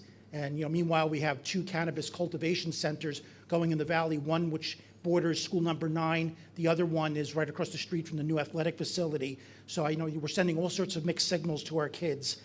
The appraisals, thank you for clarifying most of that, but I'm still mystified by the North Arlington project. Correct me if I'm wrong, but there are at least 2 board members who are actively involved with crew, so I wonder if they're conflicted in having any decision in this process. 10.15, solutions architecture. You're appropriating $34,000 to do a queuing study at schools 3, 5, and 10. I assume this is to help resolve the ongoing parking drop-off and pickup problems plaguing those schools. 10.18, National Council of Teachers of Mathematics, meaningful mathematical discourse workshop, grades 3 through 6. You have it listed at $500 per hour. Is there an upper limit for that? And could you clarify exactly what this is? This for the teachers or also involves students from grades 3 through 6? 10.26, you're entering into a 6-year lease agreement with Santander Bank for a new school bus, which is almost $160,000. Correct me if I'm wrong, and council can clarify this, but my recollection is that lease agreements more than 5 years have to go out to voter approval. It's 5 years or less that is the board's discretion. And I just have one last thing, 10.36, the middle school, it indicates that the main office is going to be relocated in the middle school. Is it being just moved to a different part of the middle school, or is it going into the annex, which you're calling euphemistically the Middle School South Annex, the former Eastern International College? Thank you. That's it for me. Thank you.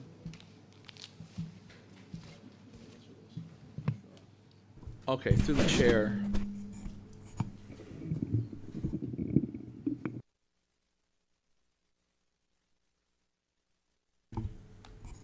Okay, through the chair.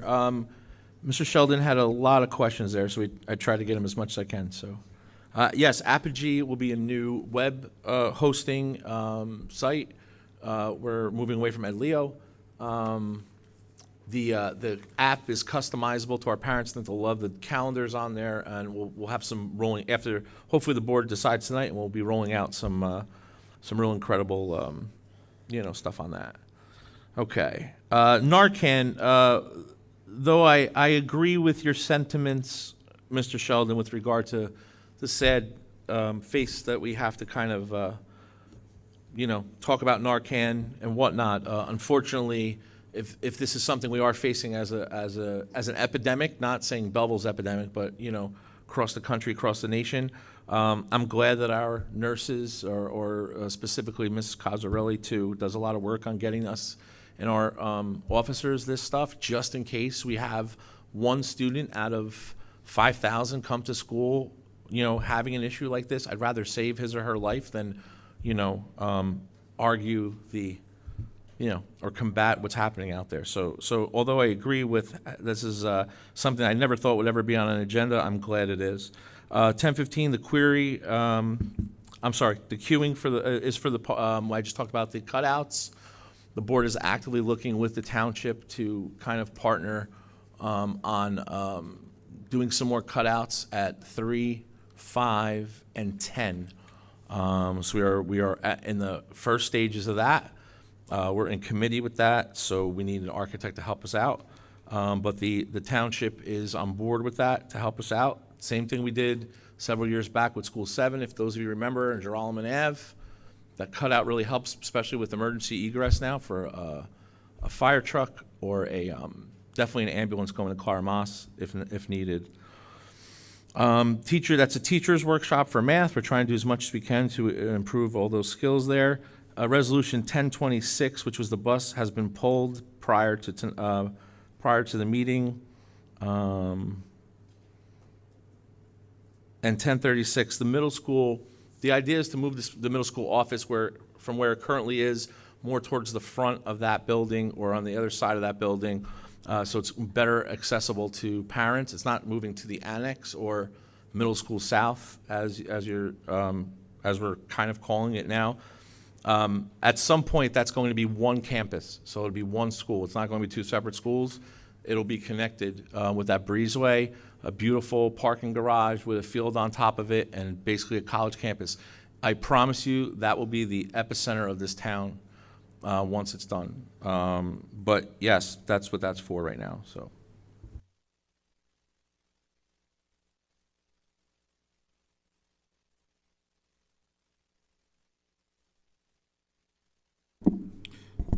Moving on to Mr. Ruben Rodriguez.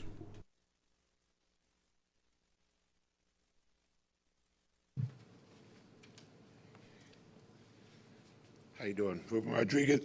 Excuse me. Dance comp all weekend, sorry. Nice to see everybody. Yeah, I would love.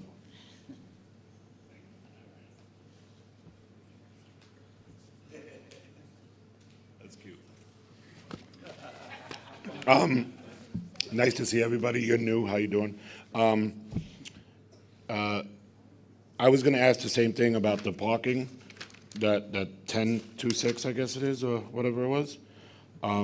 So I'm glad you answered that. If you want to fix the school street parking, just don't let the parents in the backyard. Just do a drop-off, and that's it. That'll save you everything. That's just school street. That's just me.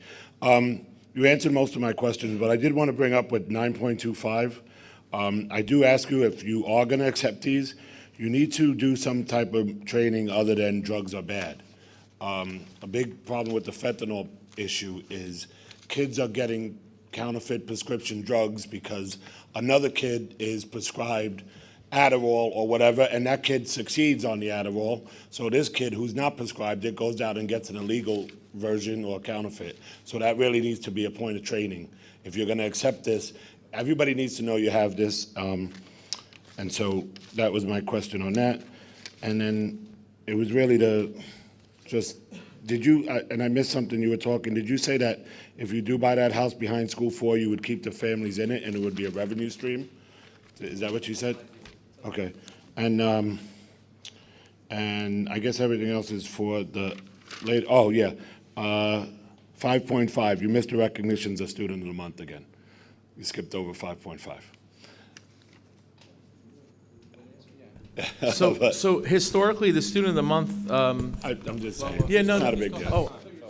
No, I'm just saying. And then other than that, yeah, the 10 point, the money for the study, and the Narcan thing, because it's not drugs anymore. It's counterfeit pills, and that really needs to be addressed if you're going to accept these things. That's important. But everything else, I'll save for the next session. Thanks for the water. So the student recognition historically has been in the schools themselves with the principals and the teachers, and then the board the following month recognizes as a listing those students that receive them. So that's how we've done it here.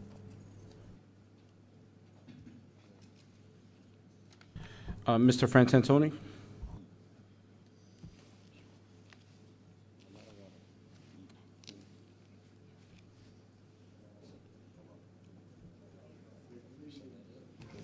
Good evening, board members. One of the issues I came here for tonight, some have been answered. 10.4, these three properties. I'm glad to see, I believe you took Union Avenue off the list. I don't know whose idea to come up with that in the first place. It didn't make any sense at all. Being you're taking that off, will the fee of $6,250 for the appraisals be reduced? All right. The Belmont Avenue property, that is a flood zone. It's been for years. We corrected it a little bit by putting new pipes in on Cross Street years ago.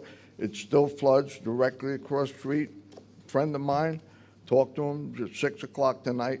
It still floods. A couple of months ago, more flooding over there with not a big storm. So I don't know why we're getting involved with that property.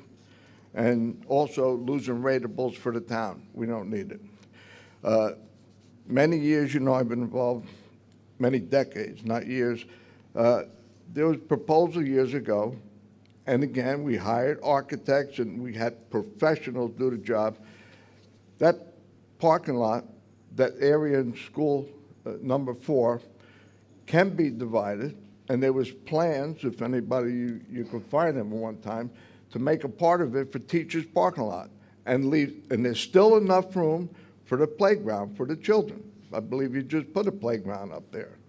So why we need to buy another property at great expense and lose taxpayers' dollars on the deal and destroy a rateable for the township is unconscionable. I hope you board members will pay attention to that and not vote in that.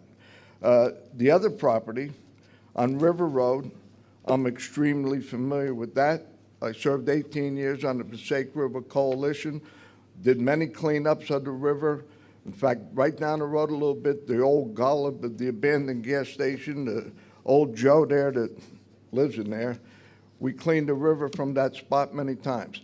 This property you're talking about flooded many times. I was in the river. I was on boats. We were there after storms helping them clean up.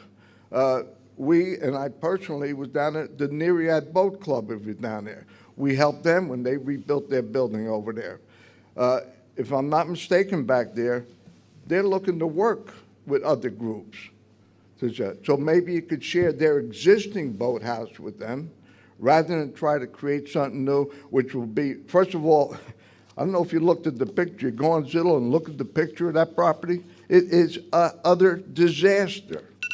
Why do we want the taxpayers of Belleville to get involved in renovating? It's got to be torn down. So these are unbelievable things. I hope Resolution 10.4 is killed in its entirety tonight because it doesn't make any sense, no practical, no monetary sense at all. Thank you. And the final thing is, you made a very defensive speech tonight. I don't go on Twitter and all those social things and all that, so I guess you're getting some heat in there. Thank you. Well, you made a very long speech about social media, and it was a very defensive speech and all that. And then last thing you said, the math scores increased by 9%. When you presented the test scores last year, you kept apologizing. We have to do better. So math scores went up 9%, but from what? Mr. How low Francesconi, were this they? is something that we can discuss on the other part of the, it's not part of an Okay, agenda I'll item. put correct? final Yeah. place. Thank you. Thank you very much. Yeah, so the board's very clear before they vote on this. We did look at the property. I appreciate what Mr. Frantantoni, he's been in Belleville a long time. He's been a member of many commissions, so I'm not disputing anything he's saying, and I would love to have a conversation with him about it after this meeting. However, we did look at the property. We did do our due diligence on the property. Again, without a phase 1 study, I wouldn't know where the environmental piece was, but I don't know about tearing I think the building is salvageable from what we talked to engineers about. So just to know we've done our due diligence regardless of what your vote is tonight. May I have a motion to close public participation, please? Motion. Well, Second. all in favor? Aye. Any opposed? Thank you. We're going to move on to resolutions and personnel. May I have a motion? Motion. Second. Any discussions? Hearing none, Mr. Palladino, please call the roll. Trustee Dattis. Yes. Trustee Darrow. Yes. Trustee Jacko. Yes. Trustee Velez. Yes. Trustee Williams. Yes. Vice President Benamini. Yes. President Munoz. Yes, thank you. We're going to move on to resolution for curriculum and instruction. May I have a motion, please? Motion. Second. Is there any discussion? Hearing none, Mr. Palladino, please call the roll. Trustee Dattis. Yes. Trustee Darrow. Yes. Trustee Jacko. Yes. Trustee Velez. Yes. Trustee Williams. Yes. Vice President Benamini. Yes. President Munoz. Yes, thank you. We're going to move on to board action, board policy. May I have a motion on, excuse me.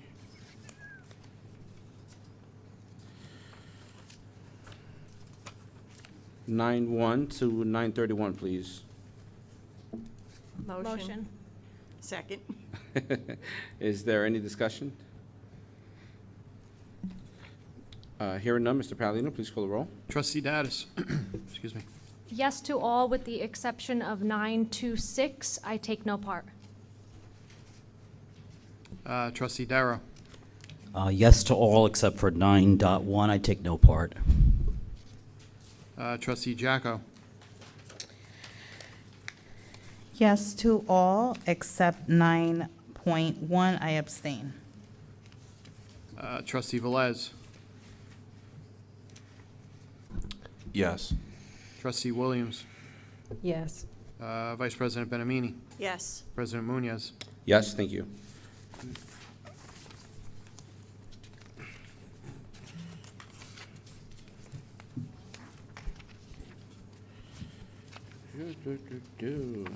Okay, we're going to move on to finance. Can I have a motion on 11:1 to? Wait, you got to do 10. 10. Oh, my apologies. Wow. Getting getting a little too far ahead here. Can I have a motion on 10:1 to 10:43, please? And that'll be purchasing and business. Motion? Second. I need a motion first. Motion. And a second? Second. Thank you very much. Is there any discussion? Yes, Mr. President. Go ahead. So I just wanted to make a comment on 10.4 and ask a question about, well, actually, 10.39 is pulled, correct? So we are not going to vote on that? Was 10.39 the one that's pulled? Which one's that? I'm sorry, not that one. No. No. No, Yeah. 10.26 is pulled. 10.26 is pulled. Okay, I had a question about 10.39. 10.39, what will these vehicles be used for? And 10.4, now that we have two appraisals versus the three, I guess the quote is now 5,500 instead of 6,250, am I correct? Mm-hmm. Okay. And the 10.39 is just the question of what will these vehicles be used for? Yes, please. To the chair.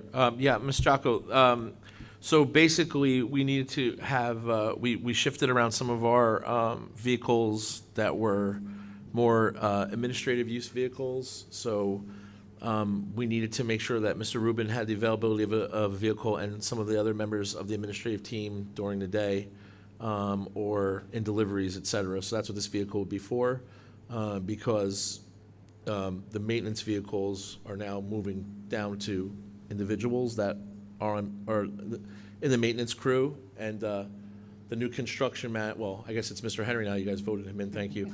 Mr. Henry takes one of those vehicles, so he doesn't need a maintenance truck anymore. He'll take one of the smaller vehicles to get around to the sites. Thank you for that information. And I just wanted to say something about 10.4, something additional. It's always important to keep our eyes open about everything going on in our school district. And this appraisal is just a normal part of a phase for any procedure. And that doesn't mean that it's final. It's basically part of the research to get more information to see if we can do more, or if something is not beneficial, then we don't proceed. Am I correct, Dr. Tomko, with saying something like that? That's correct. So hopefully, I hope to see that our trustees support this. Any further discussion? Hearing none, Mr. Palladino, please call the roll. Sure. Trustee Dattis. Yes to all with the exception of 10.4. I take no part. Trustee Darrow. Yes, I'm just going to make an exception to 10.5 and 10.17. Take no part for those. Trustee Jacko. Yes to all. Trustee Velez. Yes to all with the exception of 10.4. 10.4, I take no part. Trustee Williams. Yes. Vice President Benamini. Yes. And President Munoz. Yes.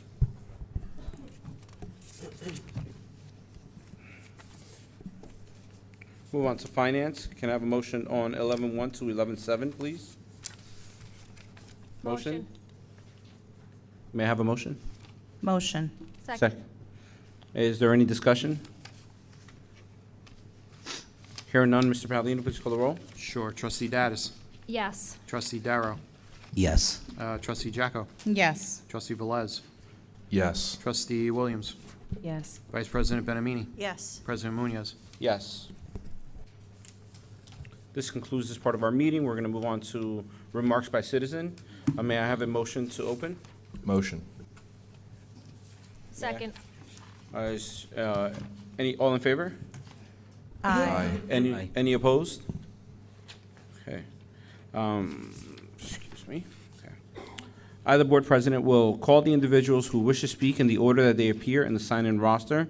The individuals called to be heard shall proceed with his or her comments as briefly as the subject permits, with a maximum of 5 minutes at the podium. All inquiries must be directed to the board president. Mr. Mario Rhodes?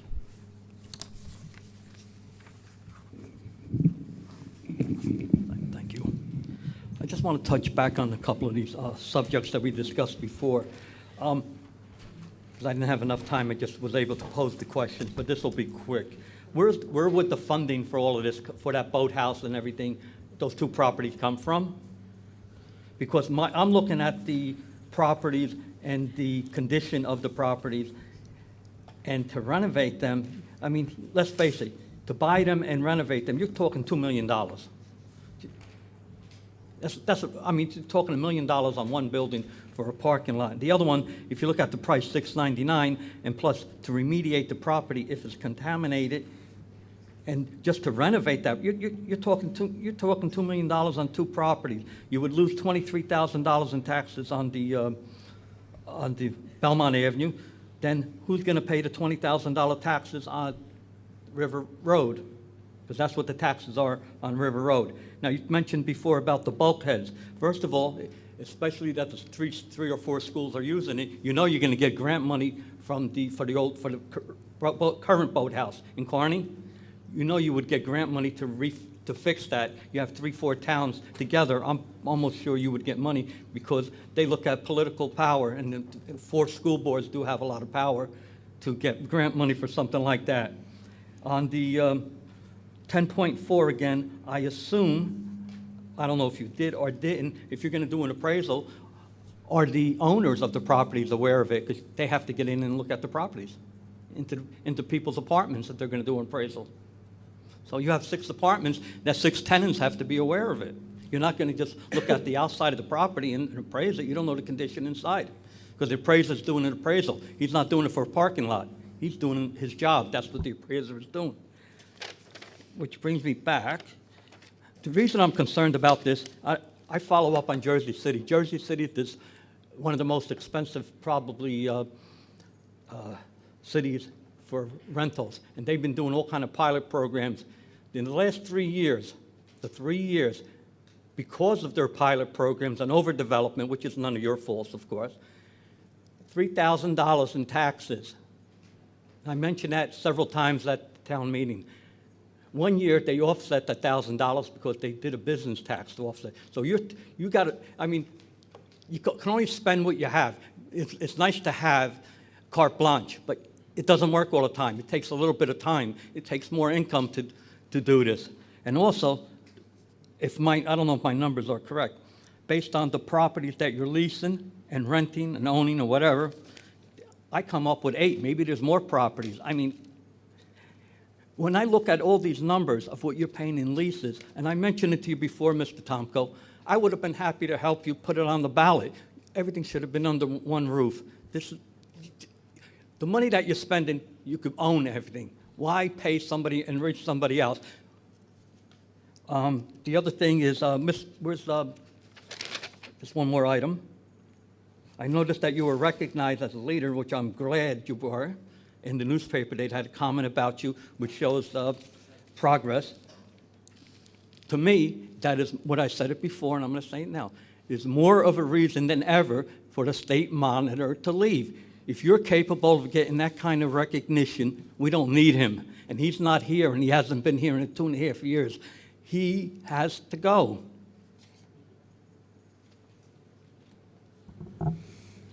Thank you, Mr. Rose.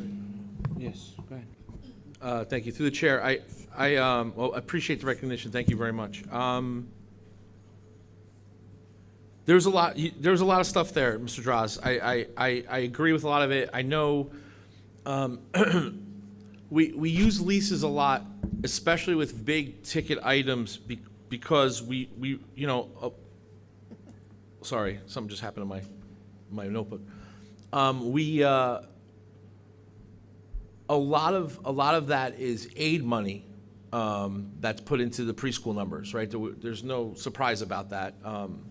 We have aid money that was awarded to us because of the work we did, and leasing. We didn't have enough money in capital reserve to buy these things.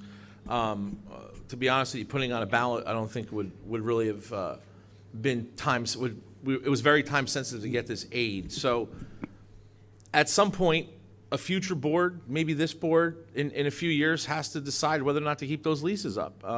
It's going to, decide how much aid we have at the time. I would be very surprised if any governor, Democrat or Republican, would pull preschool aid. I think that's a political nightmare. However, we don't know what the state of any union is going to be in a few years, inflation, et cetera. So what we did for this community at the time, what these boards did for this community at the time was, we looked for every available space. We expanded again from 8% to almost 90%. We have kids now in our seats, which within the next 5 years, when these leases are coming to close, or hopefully resettle, re-up at some point, when we have to take a look at the numbers again and the aid that's projected for Belleville, hopefully it's another opportunity. But that's, that was where we were at the time, and I think we continue to be on the same page with that. And I think it was a great thing to strike when we had the ability to get, all this money that you all, tax money that would go to another town, all of your taxes. So we took it for us here. It's all the same bucket, I get it, but why not have Belleville appreciate it rather than somewhere else? So that's really why the leases are important. The boathouse funding, to me, is interesting. I'm not saying we do it better than most people, but I think certain people in this room could probably tell you that a lot of townships, a lot of municipal teams, a lot of boards sit on a lot of free money. We don't like to do that here. We like to grab the free money whenever we can. Green Acres money, all those things. Whatever this board can take, we will. I think we've proven that. There's a lot of Green Acres money in those boathouses already, the old boathouses. So I don't know how long that's going to last, but when you do have 4 entities together making decisions, one entity maybe owns it, one entity doesn't. The one thing I will be very transparent about, and the board should hear this too, is if we did develop that land down on River Road in North Arlington, that's not automatic that would be a tax abatement on our end. That would be North Arlington's decision.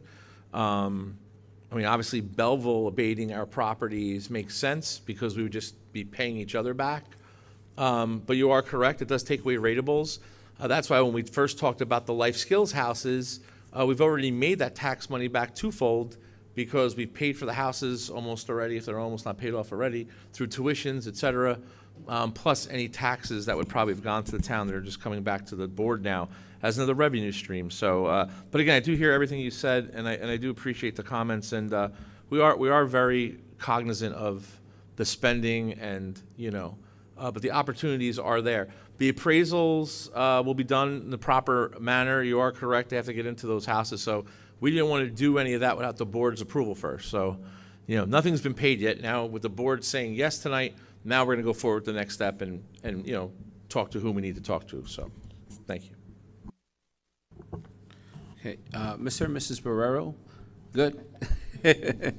So in the future, as you come back to our meetings, the sign-in rosters are essentially an opportunity to come up and speak. I do recommend that everyone sign in. You never know if in hearing what we're discussing here, maybe you want to say something. It's good to at least be on the list. Just a little tip, something that I would do. If for some reason the time comes and you don't want to speak, you could just easily wave me off and I'll go ahead and move on to the next person. Mr. Michael Sheldon.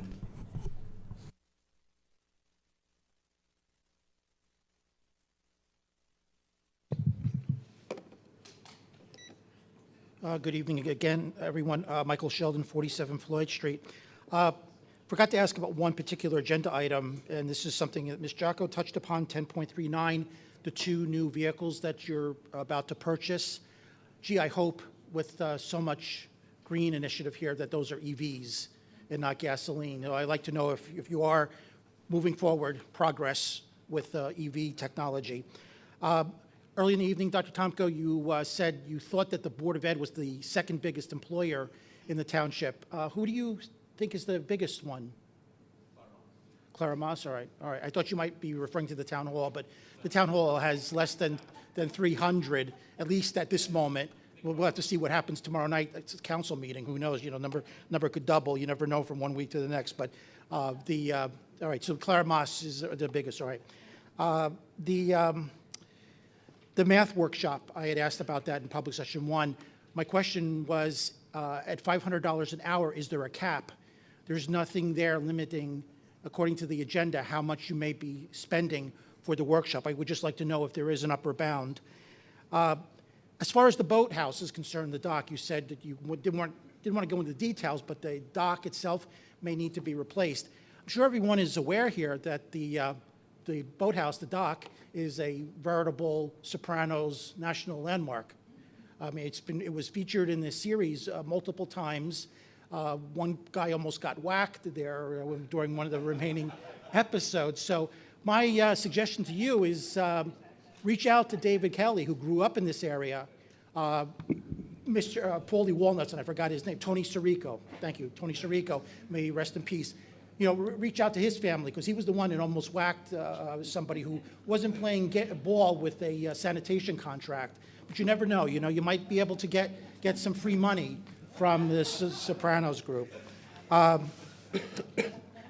Ed Week article that came out, it was obviously a very flattering piece.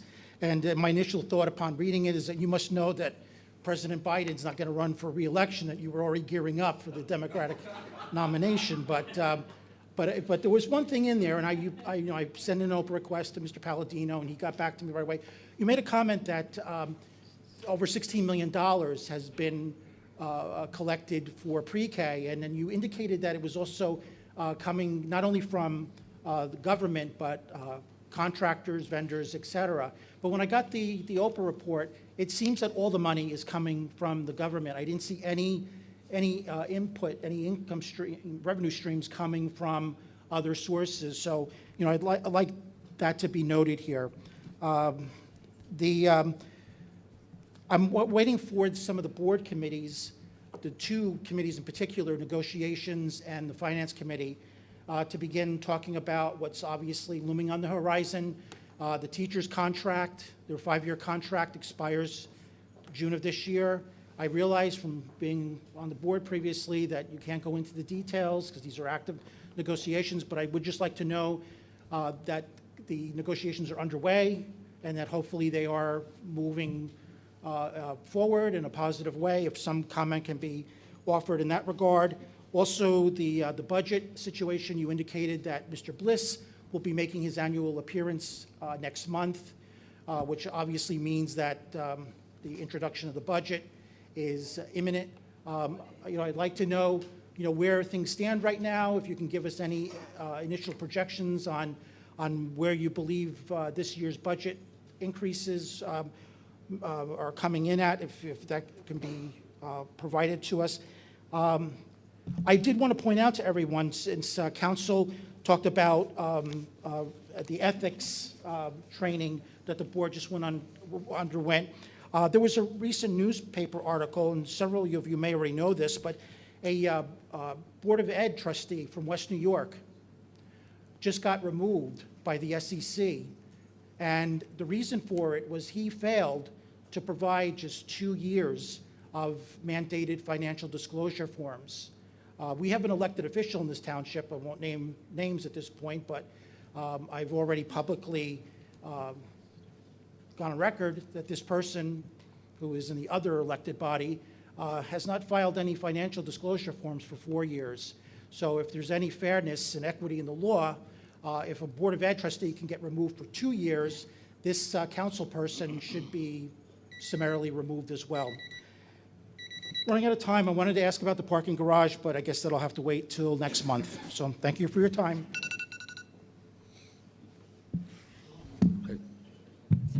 Thank you, Mr. Sheldon. I don't believe there's a cap on the math workshop, but we're going to make sure that, we look into that a little bit. The audit will be next month. That's used to be known as a CAFR report. They've changed the name now to ACFRA. I don't know why. They just switched 2 words around. But that's your comprehensive report to basically tell the board where we're at, and we'll probably get some projections at that point. We don't have anything really at this point. I've been meeting with the union weekly, the teachers union weekly. We're also kind of in the middle of working with the paraprofessionals and custodians and, I'm sorry, not custodians. Yes. No, not custodians. Sorry, paraprofessionals, bus drivers union as well. We're trying to work on some things there. We've opened up a little early for them, but the teachers and the board will be meeting shortly for some, hopefully some real positive negotiations. It's been 5 years, so our numbers now are pre-COVID. All the things in the contract were several years pre-COVID. So we want to do right by these teachers, and at the same time, be responsible to the citizens here. So we will definitely keep that. We'll keep you informed the best we can. Thank you. Thank you. Mr. Ruben Rodriguez.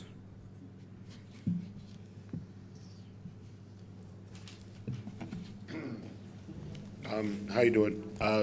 President Velez, Ms. Sierra asked me, she didn't know about the sign-up, and she wanted to talk, so I'm more than willing to let them have my 5 minutes, because you hear from me enough, if you would just allow them to come up and say something, because they have an issue and they weren't aware of how it works. So I don't think we should not allow people to come. Like I said, they could come up here and stand next to me and talk for 5 minutes, because they have something they want to say.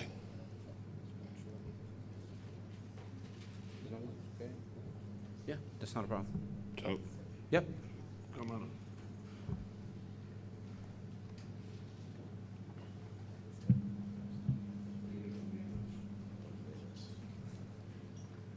Good night. Hello. Hello, how are you? Fine. So can you just tell, here, we're going to cross Mr. Rodriguez. And I'm sorry, what is your name?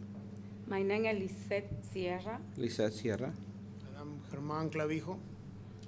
My husband with the ¿Y su dirección? Es el 19 de Linden Avenue. 19 de Linden Avenue. Un segundito, Lisette. ¿Y señor, su nombre? Germán Clavijo. Hermán.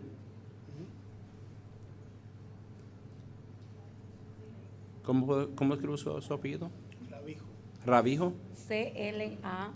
C-L-A. B Clavijo. corta. Ok. I-J-O. Clavijo. Muy bien, ok. Mira, muchas gracias. Just 1 second. Un segundito.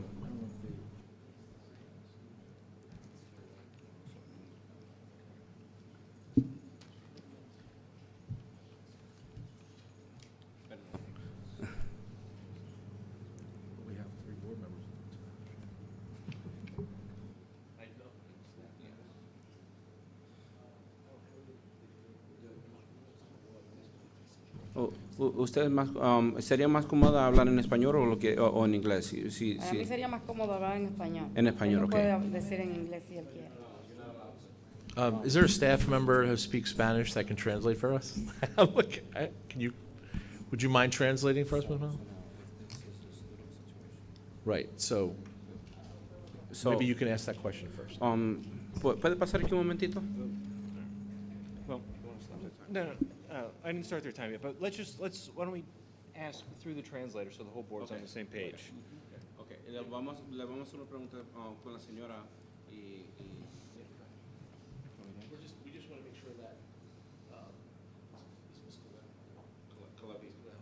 is aware that this is for public comment and not about any specific student issue or et cetera. It's about public comment for sure.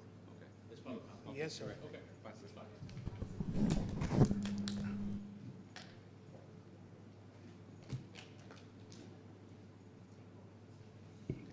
Okay. Gracias. And I'm sorry, your name? Gamera, Ms. Gamera, thank you so much for helping us. So, my understanding is that you feel more comfortable speaking in Spanish, and we want to make sure that anyone, regardless of what language they feel most comfortable in, is able to speak to the board and have their viewpoint heard, just to make sure that everyone in the public, but most importantly, the board members can fully understand what you said. We've asked Ms. Gaman to translate, so it might take a little bit longer, but what I'd ask you to do is kind of speak in short statements and then give Ms. Gaman an opportunity to translate it to us, and then we'll, so that we have, and So can we allow for extra time for that? Pasa adelante. ¿Puedo seguir? Sí, gracias. Sí. Muy buenas noches. Sí, yo tengo una pregunta como madre, que tengo mis hijos que son mellizos en la escuela. ¿Te lo voy a traducir? No, es de la escuela, de la seguridad de la escuela.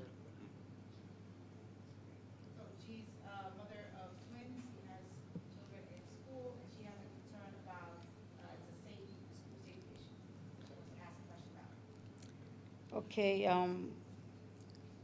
hubo un incidente con un miembro del Board of Education, con la niña mía, y yo quiero saber que si ellos pueden entrar a la escuela cuando ellos quieran y asaltar a un niño y no puede haber ninguna persecución con ellos si no pasa nada.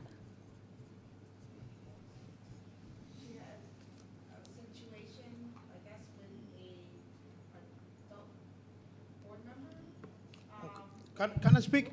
Yeah. Okay. My daughter have a little problem with, one of the children in the school. Okay? So that children in the school talk to the mom. The mother go inside the school, physically threaten my daughter. She scream and trying to hit my daughter. So the force security had to remove it. And the lady is the vice president of the Home and School Association board member. So we want to know what you guys do with safety in the school, how somebody can go inside the school and physically threaten a student, an adult, and nothing happened. The police wasn't called. We called the police, and we don't know what's going on with the lady. She's still in the Home and School Association board member, or She's the vice president of the Home and School School number 3. Association board. Yeah, that's so it's like a PTA outrage. yes, it is, right? Si la señora se metió y la amenazó a mi niña, y le tuvieron 4 security que sacarla y nadie nos llamó. Of course it's a security issue.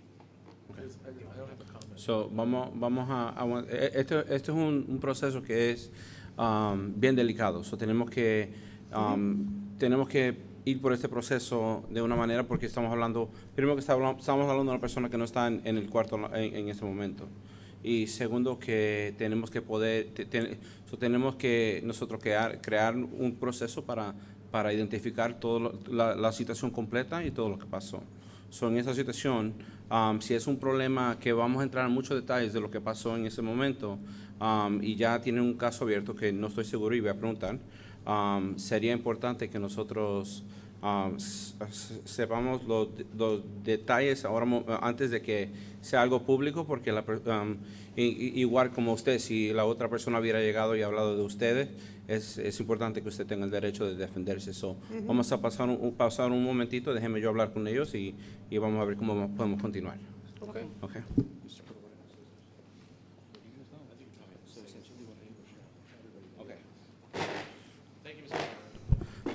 So essentially what I just said, I want to go ahead and say it in English, is given that this is a delicate topic and there's personnel involved, whether they're employed by the school or not, we have to offer the same courtesy to the parties involved to be able to give them an opportunity to speak their side of it. So given the fact that the individual who they are speaking of is not present, and this may be an issue, something that we may already have an internal process going on. We can't just openly speak about this in the public meeting, but so we're just gonna consult real quick on how to handle the situation currently, given that it's been presented during the meeting, and then we'll get right back to you.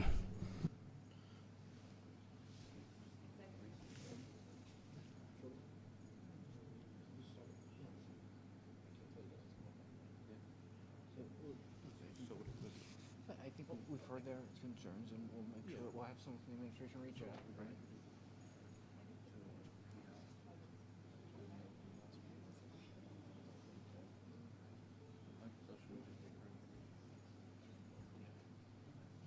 Okay.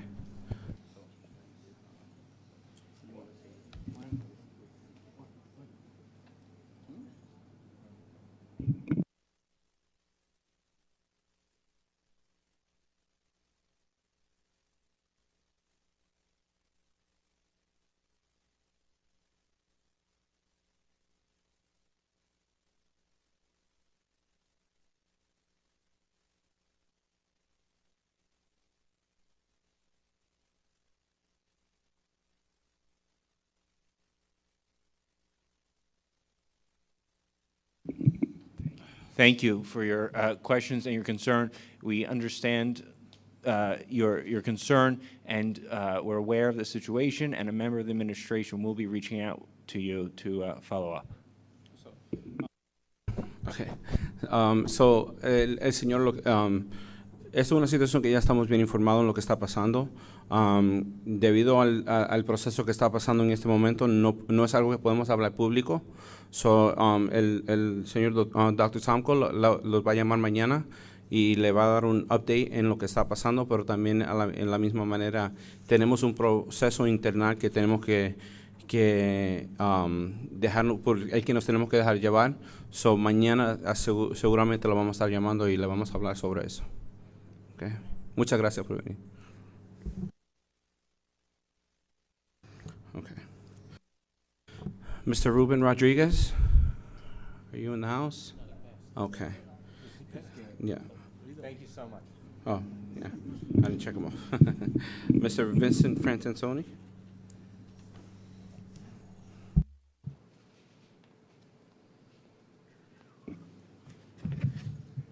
I guess I'll continue where I left off there.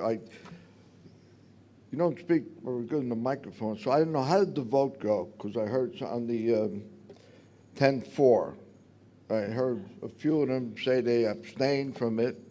Was it approved or not? It was a... Yes, it passed. All right. Well, I think it's a waste of a few $1,000s. If any of your board members have bothered to look at that property, and it's very easy to do now with technology, and I'm not good at technology, but a few clicks, and I was able to look at the entire building. It is a mess, and it's going to cost $1 or $2 million to fix it up, but then who's going to maintain it over the years? The other question is, in Belleville, you're renting, leasing these properties, and then they're tax-exempt properties. I don't know if these other towns are going to allow you to get away with taxes, so that's another burden on you. So it just doesn't make any sense at all. And Dr. Tomko, there's one phrase I hate to hear from politicians. We couldn't refuse it because it was free money. There is no such thing as free money in government. It all comes from our, I have a laundromat, and my dryers, I bought them, I pay my tax on them and all, but a few years back, the state put a $15 fee to register your dryers. After 30 years, all of a sudden we had to register. So that's how they get our money, right? So there is no such thing as free money. There was just an article, Garfield, those politicians had the guts a few weeks ago. There was, I think, $500,000 free money to put firemen, I think, but it was 2-year grant. Those politicians, like when I was in office, I objected. I don't want that free money. And they says, we don't want this free money. Once we get them on board, the grant runs out in 2 years, and then we're stuck with the bill. And they refused to accept it. The other thing is that I made that point clear in all the rallies I've gone to. I still have my famous pants where I had all 4 pockets outside with magic mark. This one says local taxes, county taxes, state taxes, and federal taxes. It's all our money. Every penny of what you spend comes from us, the taxpayers. Every single penny. There's no such thing as free pre-care money. And eventually it runs out. I don't know if you read the news. What happened this week? They cut the food stamp program. That special money increase they were getting because of the COVID thing, that's then. So now the average person get $95 to $300 less. So that it doesn't last forever, all these things.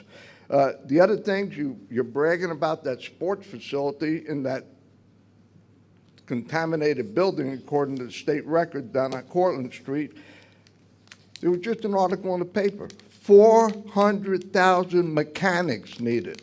This I brought to your attention. We need mechanics, we need carpenters and all. Go down to Valley Street. He closed up.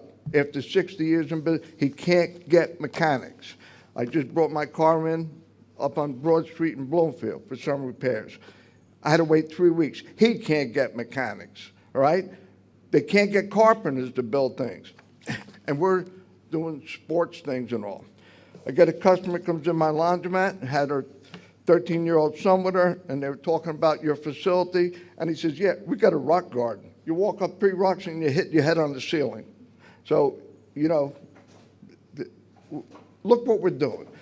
And finally, to get back to test scores, you said we had a 9% increase in scores, and I asked you before, from what to what? Because when you made those test reports about 8 or 9 months ago at the high school, the test scores, math and reading were all low, and I wrote it down on that agenda at the time, how many times you said, we've got to do better. We've got to do better. That is your primary mission. Reading, math, history. That is your primary mission. Get away from all this leasing and all. In regards to the leasing, who occupies the mayor's building and the other one on Division Avenue, the Dr. Dalia's business? Because I pass there quite often. I never see any cars in the parking lot. Who is in there and what purpose are you using them for? Thank you I'd very like much. some answers. Thank you, Mr. Francesconi. Yeah. Finally, please, you yes. answered Mr. Mario Droz. You said something, we're about to be hit with a very large number. What was that in reference to? Yeah, you want to, that was. Oh, I believe that was for the crew, I think for the dock. So if we're going to maintain that. But So, to the I'd chair, like just, some comments on what I said, because we can't go on. Yeah, no, I- with the spending and this leasing like all. No, I agree. And you slipped a little bit. You said in the future board, future super down the road, so that's what I I don't think I said. You're said not going to be here Did I say when these future super? leases expire. I don't recall saying future super, I said future boards, but I hope I didn't say that. So great points, Mr. Frantoni, but let's clarify a couple things I think I did say, and if I misspoke, let me clarify now. I appreciate that time. Free money meaning we've all, including myself, we all pay federal taxes, state taxes, local taxes, et cetera. So instead of that state share of preschool expansion aid going to other towns and other cities, we have the ability to take that money that you're all paying, that state share of, and utilize it here. So that's going, yes, it's going back into your pocket. So that's, whether you call it semantics or not, that's how it works. So instead of Nutley getting it, or Orange, or Ridgewood, or whomever's getting it, Belleville's getting that money. So you're getting that money back, and it's a lot of money. So yes, we want to take advantage of any federal grant, so your federal tax dollars come back to Belleville, and definitely any state grant. So that's really an important piece to kind of clarify. I think that 9% since 2015, when I first came here, there wasn't even any algebra, and the work that the past boards and the current board have done to try to get some of those scores up with a lot of the hurdles and obstacles we have, it's a phenomenal number, but it is absolutely not a number that I'm complacent with and say, hey, we're good to go now. We could always get better, and I'll say that every time we do our scores. I don't care if we have a 99% growth rate. We could do better, right? Because every kid here deserves to see some kind of growth. Not every kid's going to get 100 on a test, but every student can see some growth, and that's what we're talking about. So no, I'll never sit here and say we're complacent and, hey, we don't need to improve on our scores. We definitely do. I just think that it's really important in any district, not just Belleville, but in any district, to look at students and groups of students and subgroups of students individually as opposed to as an aggregate. It's very easy to do that in a district that's an affluent district, that maybe has incomes and households that are way above state median, or there's tutors involved. That's why we bring all those things here to our students, like the athletic facility, a place that they can go. Like Senator Ruiz said it perfect. You know, when it's cold out, now they can go inside and they can socialize with students, and what all these other towns have, we're bringing here. So I'm proud of all that. I think it does make a well-rounded individual, and that's why we keep doing it. And the offices that we now lease out, we still have people there. We don't have really any parking rights to any of those offices, so you won't see any cars in the lots. They're on the streets, so just so everybody knows that.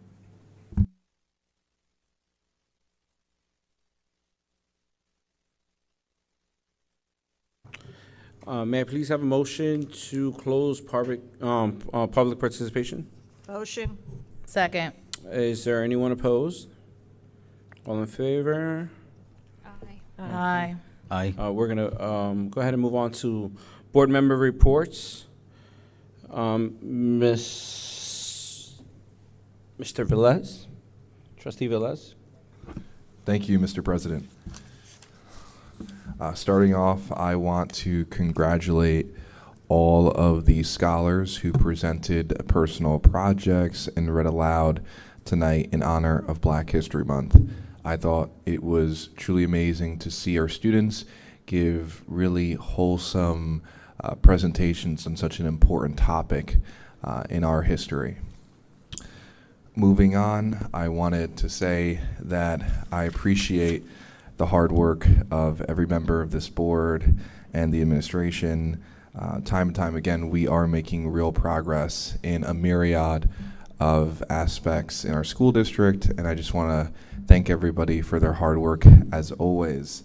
I also wanted to say, in regards to agenda item 10.4, I appreciate all the insight and guidance that other members of this board had given, and just at that moment, I personally was not 100% in either direction. I feel as if it was best left to the rest of the members who had greater insight and experience in that field. In regards to operations, the middle school expansion project is getting away, and we're making a lot of progress. Very soon we are going to see a lot in terms of the exterior facade and just the overall presentation of the site. We're going to see a lot of progress there, and it's going to be very exciting. I'm sorry, we just have some noise. But yeah, I'm very excited for the project. I think it's great.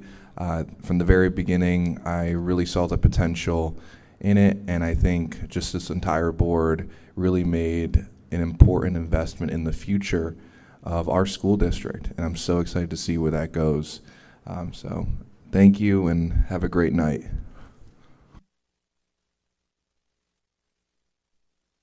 Okay. Thank you, Dr. Tomko. So I wanted to congratulate Ms. Erin McGarry, thank you for representing our school district well.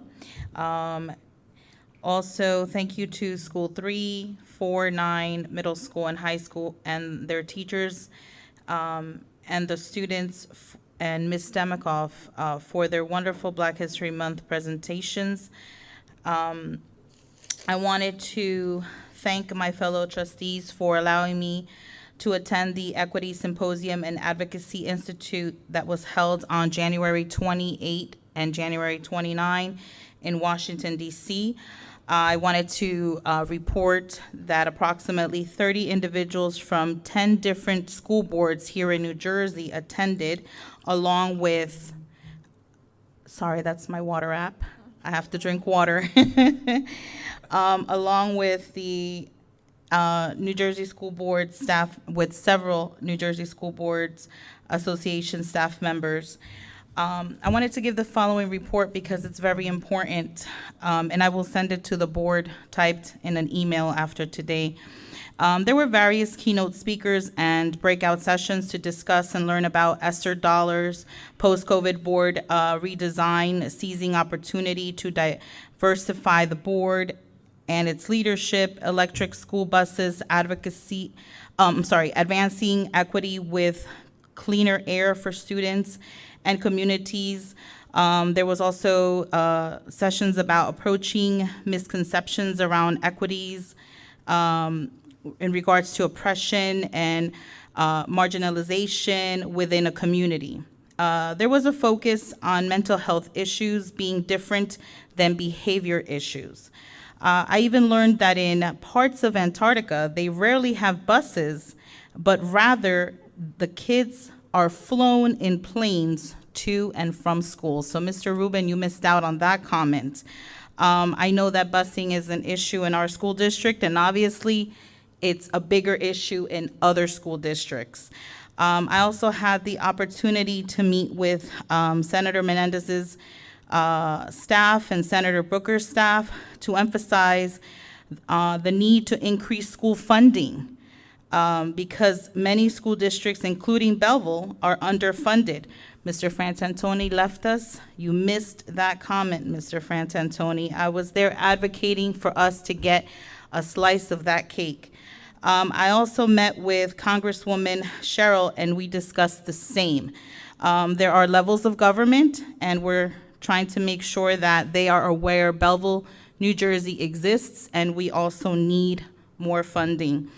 I also took the opportunity to talk with them about AED machines. I know that Dr. Tomko mentioned that earlier, but not every school district has AED machines available. And as many of you know, my sister passed away June, 8 months ago, and I think, and I know, an AED machine being accessible to her at a Brick, New Jersey school would have possibly saved her. So we still have to advocate for change, and I think it's important. They mentioned at that conference that in 2025 school budgets, there is a danger of monies not being given out to school districts. So I just wanted to mention that and give a heads up. I know they sent me a lovely email with the progress on that. And also I wanted to mention that when I was there meeting in the offices with their staff, I mentioned that I expressed my concerns to the senator's staff that school districts have to use state-approved vendors and companies that supply different services or products to our school district. But I understand that plenty of times in general, price gouging and padding does exist, and as a taxpayer, I hope that they monitored that because there are directors at every level that monitor all of that. So I just wanted to make sure. I know during COVID, we saw that just happening in the regular gas station with water. So it does exist. We're not far from it, but I did express my concern with that.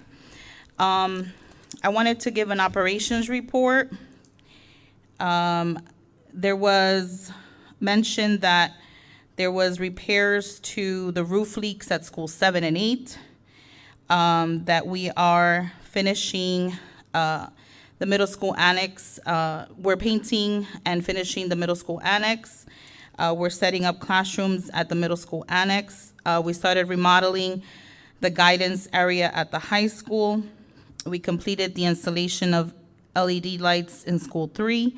We have ongoing the installation of new LED lighting at the middle school. We repaired the concrete steps at school 8's front entrance. We also prepared all schools for a CUSAC walkthrough. There was mention of middle school and high school HVACs. There will be a project out to bid soon. And school 4 retaining wall obviously was on the agenda today, and there was funds to cover by the insurance. The senior CAF renovation is going on, and the middle school expansion update was given. And they mentioned, when we were there, the appraisals for parking and the boathouse. So thank you to my fellow trustees on 10.4 today that voted just to get some more insight on this. It's always important to gather our research and then make a decision based with more information. So I wanted to tell Mr. Velez here, his comment, I understood where he's coming from, but he decided to sit at the big boy and girl table. So we have to have that decision to make a decision. We're here, we're responsible. We have to gather our thoughts, work together, and make those tough decisions, because at the end, it's not about a popularity contest. I know it's not for me. I'm not saying that that's for you, Frank. Please don't. And social media, please don't even go there. What I'm saying is that we all have responsibilities, whether it's in our home, in our workforce, here, sitting up here, going to college. Every decision we have to make has a consequence. So let's just make sure that we act on it. And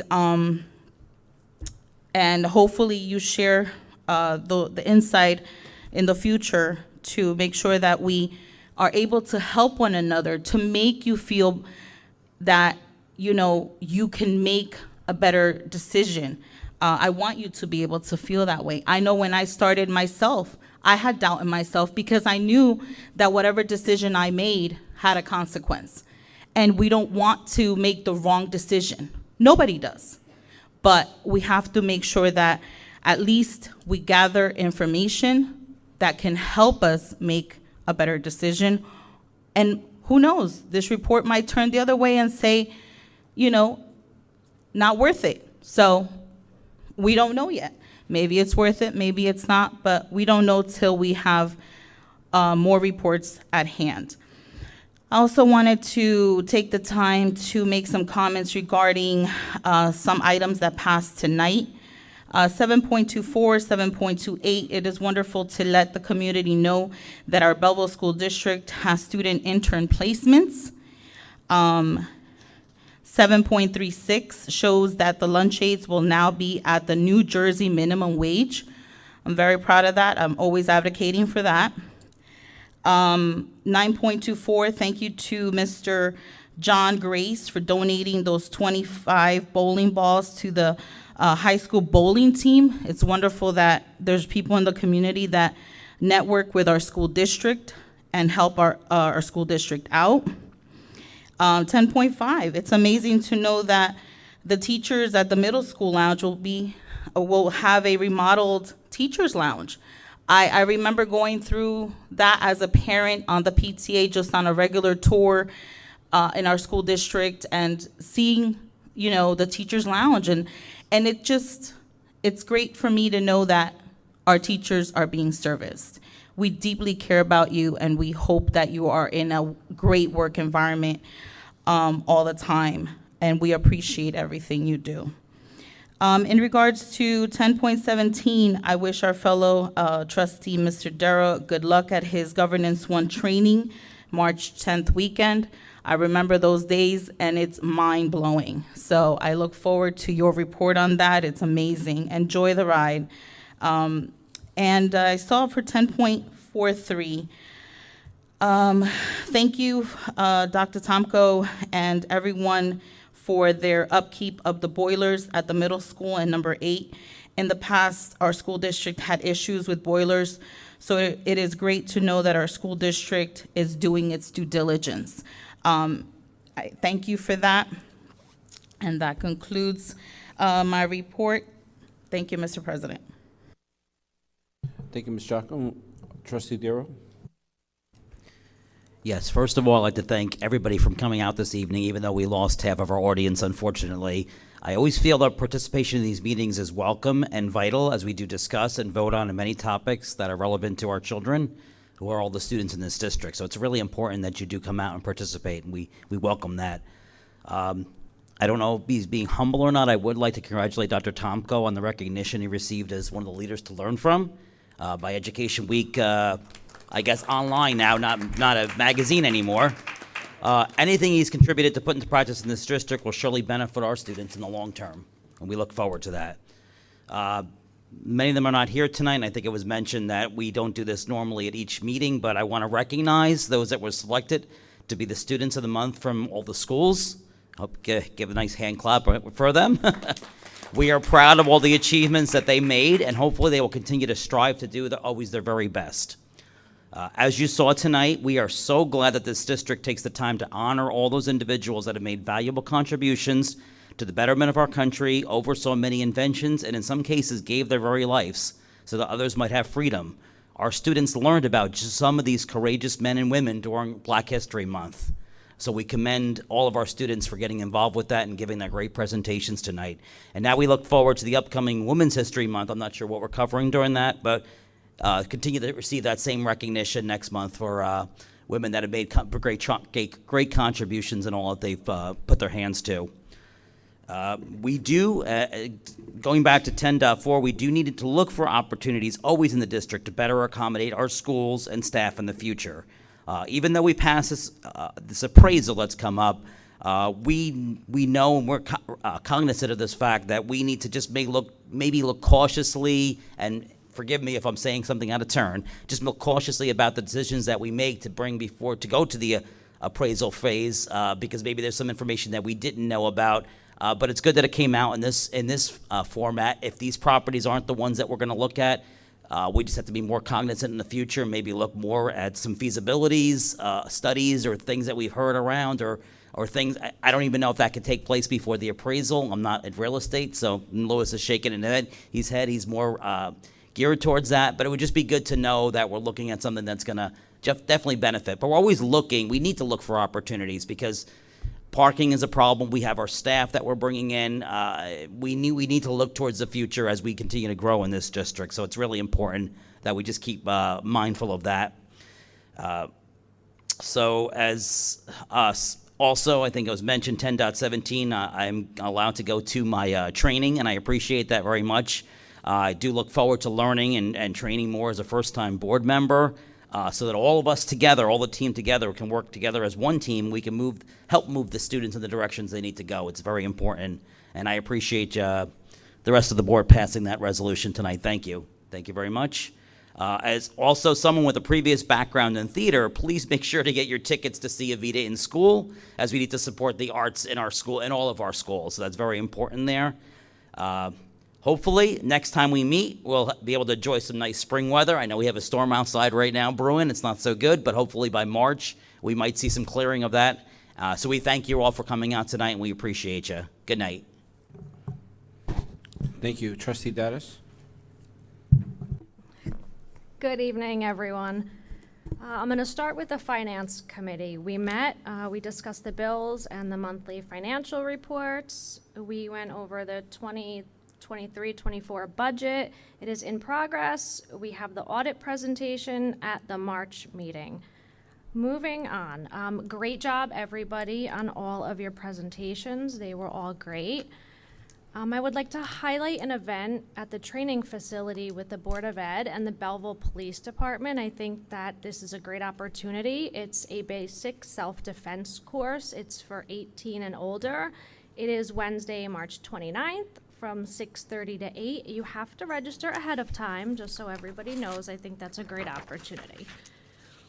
One more quick comment. As far as voting take no part, I think that's a very responsible thing to do if we aren't ready to vote yes or no for whatever reason we choose. I do however, think it's funny that someone would have a comment to make about that, considering they themselves have voted that way in the past. That's all I have. Everyone get home safe and have a great night.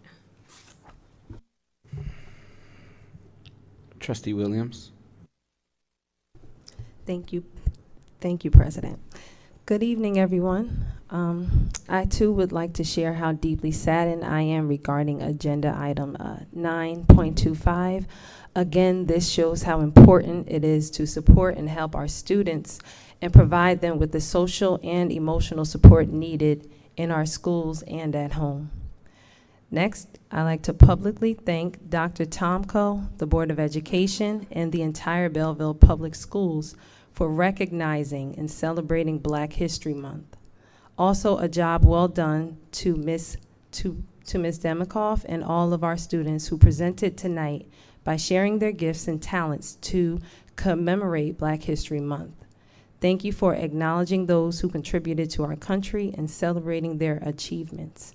Next, I'm excited to see item 10.23, RAS Kids, being implemented in our curriculum.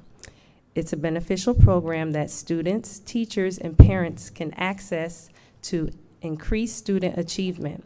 We must continue utilizing these supplemental resources in and out of school.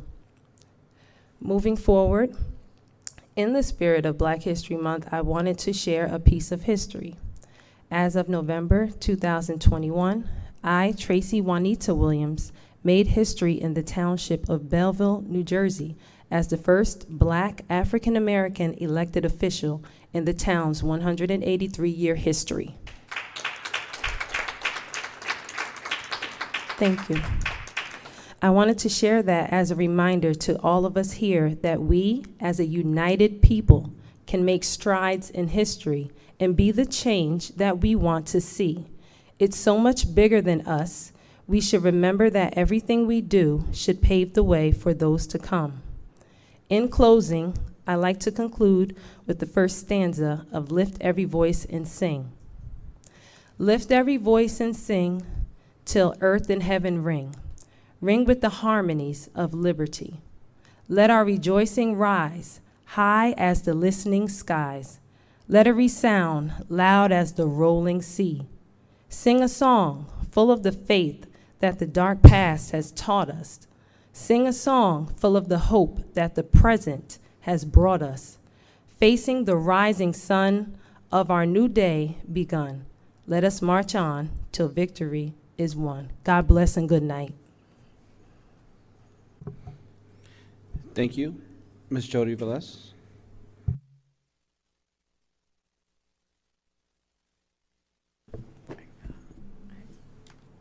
Hello, everyone. A huge congratulations to the students that presented tonight. They all did a phenomenal job with their Black History Month projects. And although Black History Month is coming to an end, we should never stop advocating for Black lives and sharing their accomplishments. As a society, we are supposed to progress and not push back the clock. Black History Month was created to focus attention on the contributions of African Americans. It honors all Black people from all periods of history despite the oppression that they faced. No one is born of hatred. And although discrimination still exists, we cannot push aside the subject. Let us extend our support to the Black community no matter what month of the year it is. Lastly, I am thrilled to announce that a new program for the high school will soon be in effect called the Bilingual Ambassadors.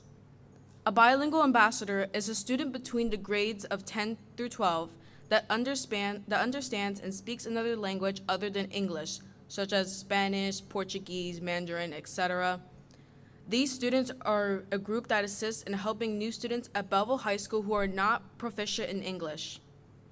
They help by touring new students around the school. They'll show them how to translate on devices, introduce them to important staff members, sharing school events, showing them how to navigate the school website, social media, and answering their inquiries. This concept was created by one of the teachers in the high school, Ms. Filgaris. Being a bilingual ambassador will be one of the most important things to be a part of at Belleville High School. Some students are still developing their English proficiency with their peers and teachers. Ambassadors will serve as a bridge between these students and showing them the basics that'll provide a smooth transition for the new students at Belleville High School. And this program will be run mostly by students. If anyone has any questions regarding this, please feel free to reach out to me, Ms. Filgaris, about this, as we hope to expand assistance towards people that are coming into our district, not just from other towns, but from other countries. And I've seen that some students are struggling to catch up with the rest of their peers in class. So this is something that hopefully Ms. Filgaris and I can have come to effect and stay here at Belleville High School for years to come. Thank you and have a good night and get home safely. Thank you. Vice President Benamitty? Yes, thank you. Everyone's comments were very thorough tonight, so I'm going to pass, but just say for those of you who are still here, be very careful going home. Have a good night. Thank you very much. Mr. President, may I say something real quick? Sure. Yeah, just, I've been getting some messages about this from those watching at home. I appreciate everyone's comments here tonight. Again, just to reiterate, yes, everyone here was elected to make decisions, but I believe in a democracy. People vote for individuals so that they could vote their conscience and vote what they believe is right and they feel comfortable with. So to echo Ms. Dattis's remarks, voting abstaining or voting take no part, you do it because you're not necessarily against something, but you're not confidently for something, because you still need to see information and you still need to get a greater level of clarity and information. So I'm not necessarily saying that there wasn't that, but I'm saying for me personally, I do want more information. I do want more experience and just overall a better idea of the situation from a variety of perspectives. So that's why I voted take no part, and I appreciate everyone's words, including Ms. Jacko.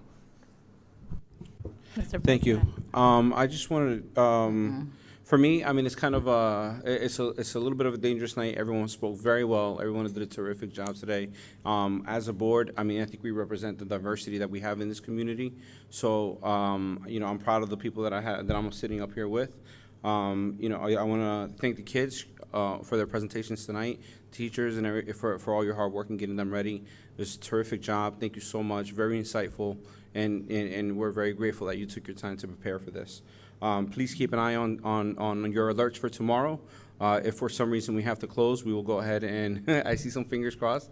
If for some reason we have to do so, obviously you will get a message and take a look at our site in order for us to do that. Mr. President, sorry, can you give the hours? Because a lot of parents want the start time for pre-K, the start time for middle school, the start time for elementary school, and the start time for the high school. So it's a 90-minute delay, correct? Yeah, it's 90-minute delay, but some of the preschools are different. So what I did say to parents, and I believe I said to several of the board members who wanted to post it, please look at your school website, has the exact time, but it's 90-minute delay, and it's important to say that because some bus stops would be operating on 90 minutes. So. Thank you. So once again, have a great night. Thank you so much. May I have a motion to close our meeting? Motion. And a second. Meeting adjourned.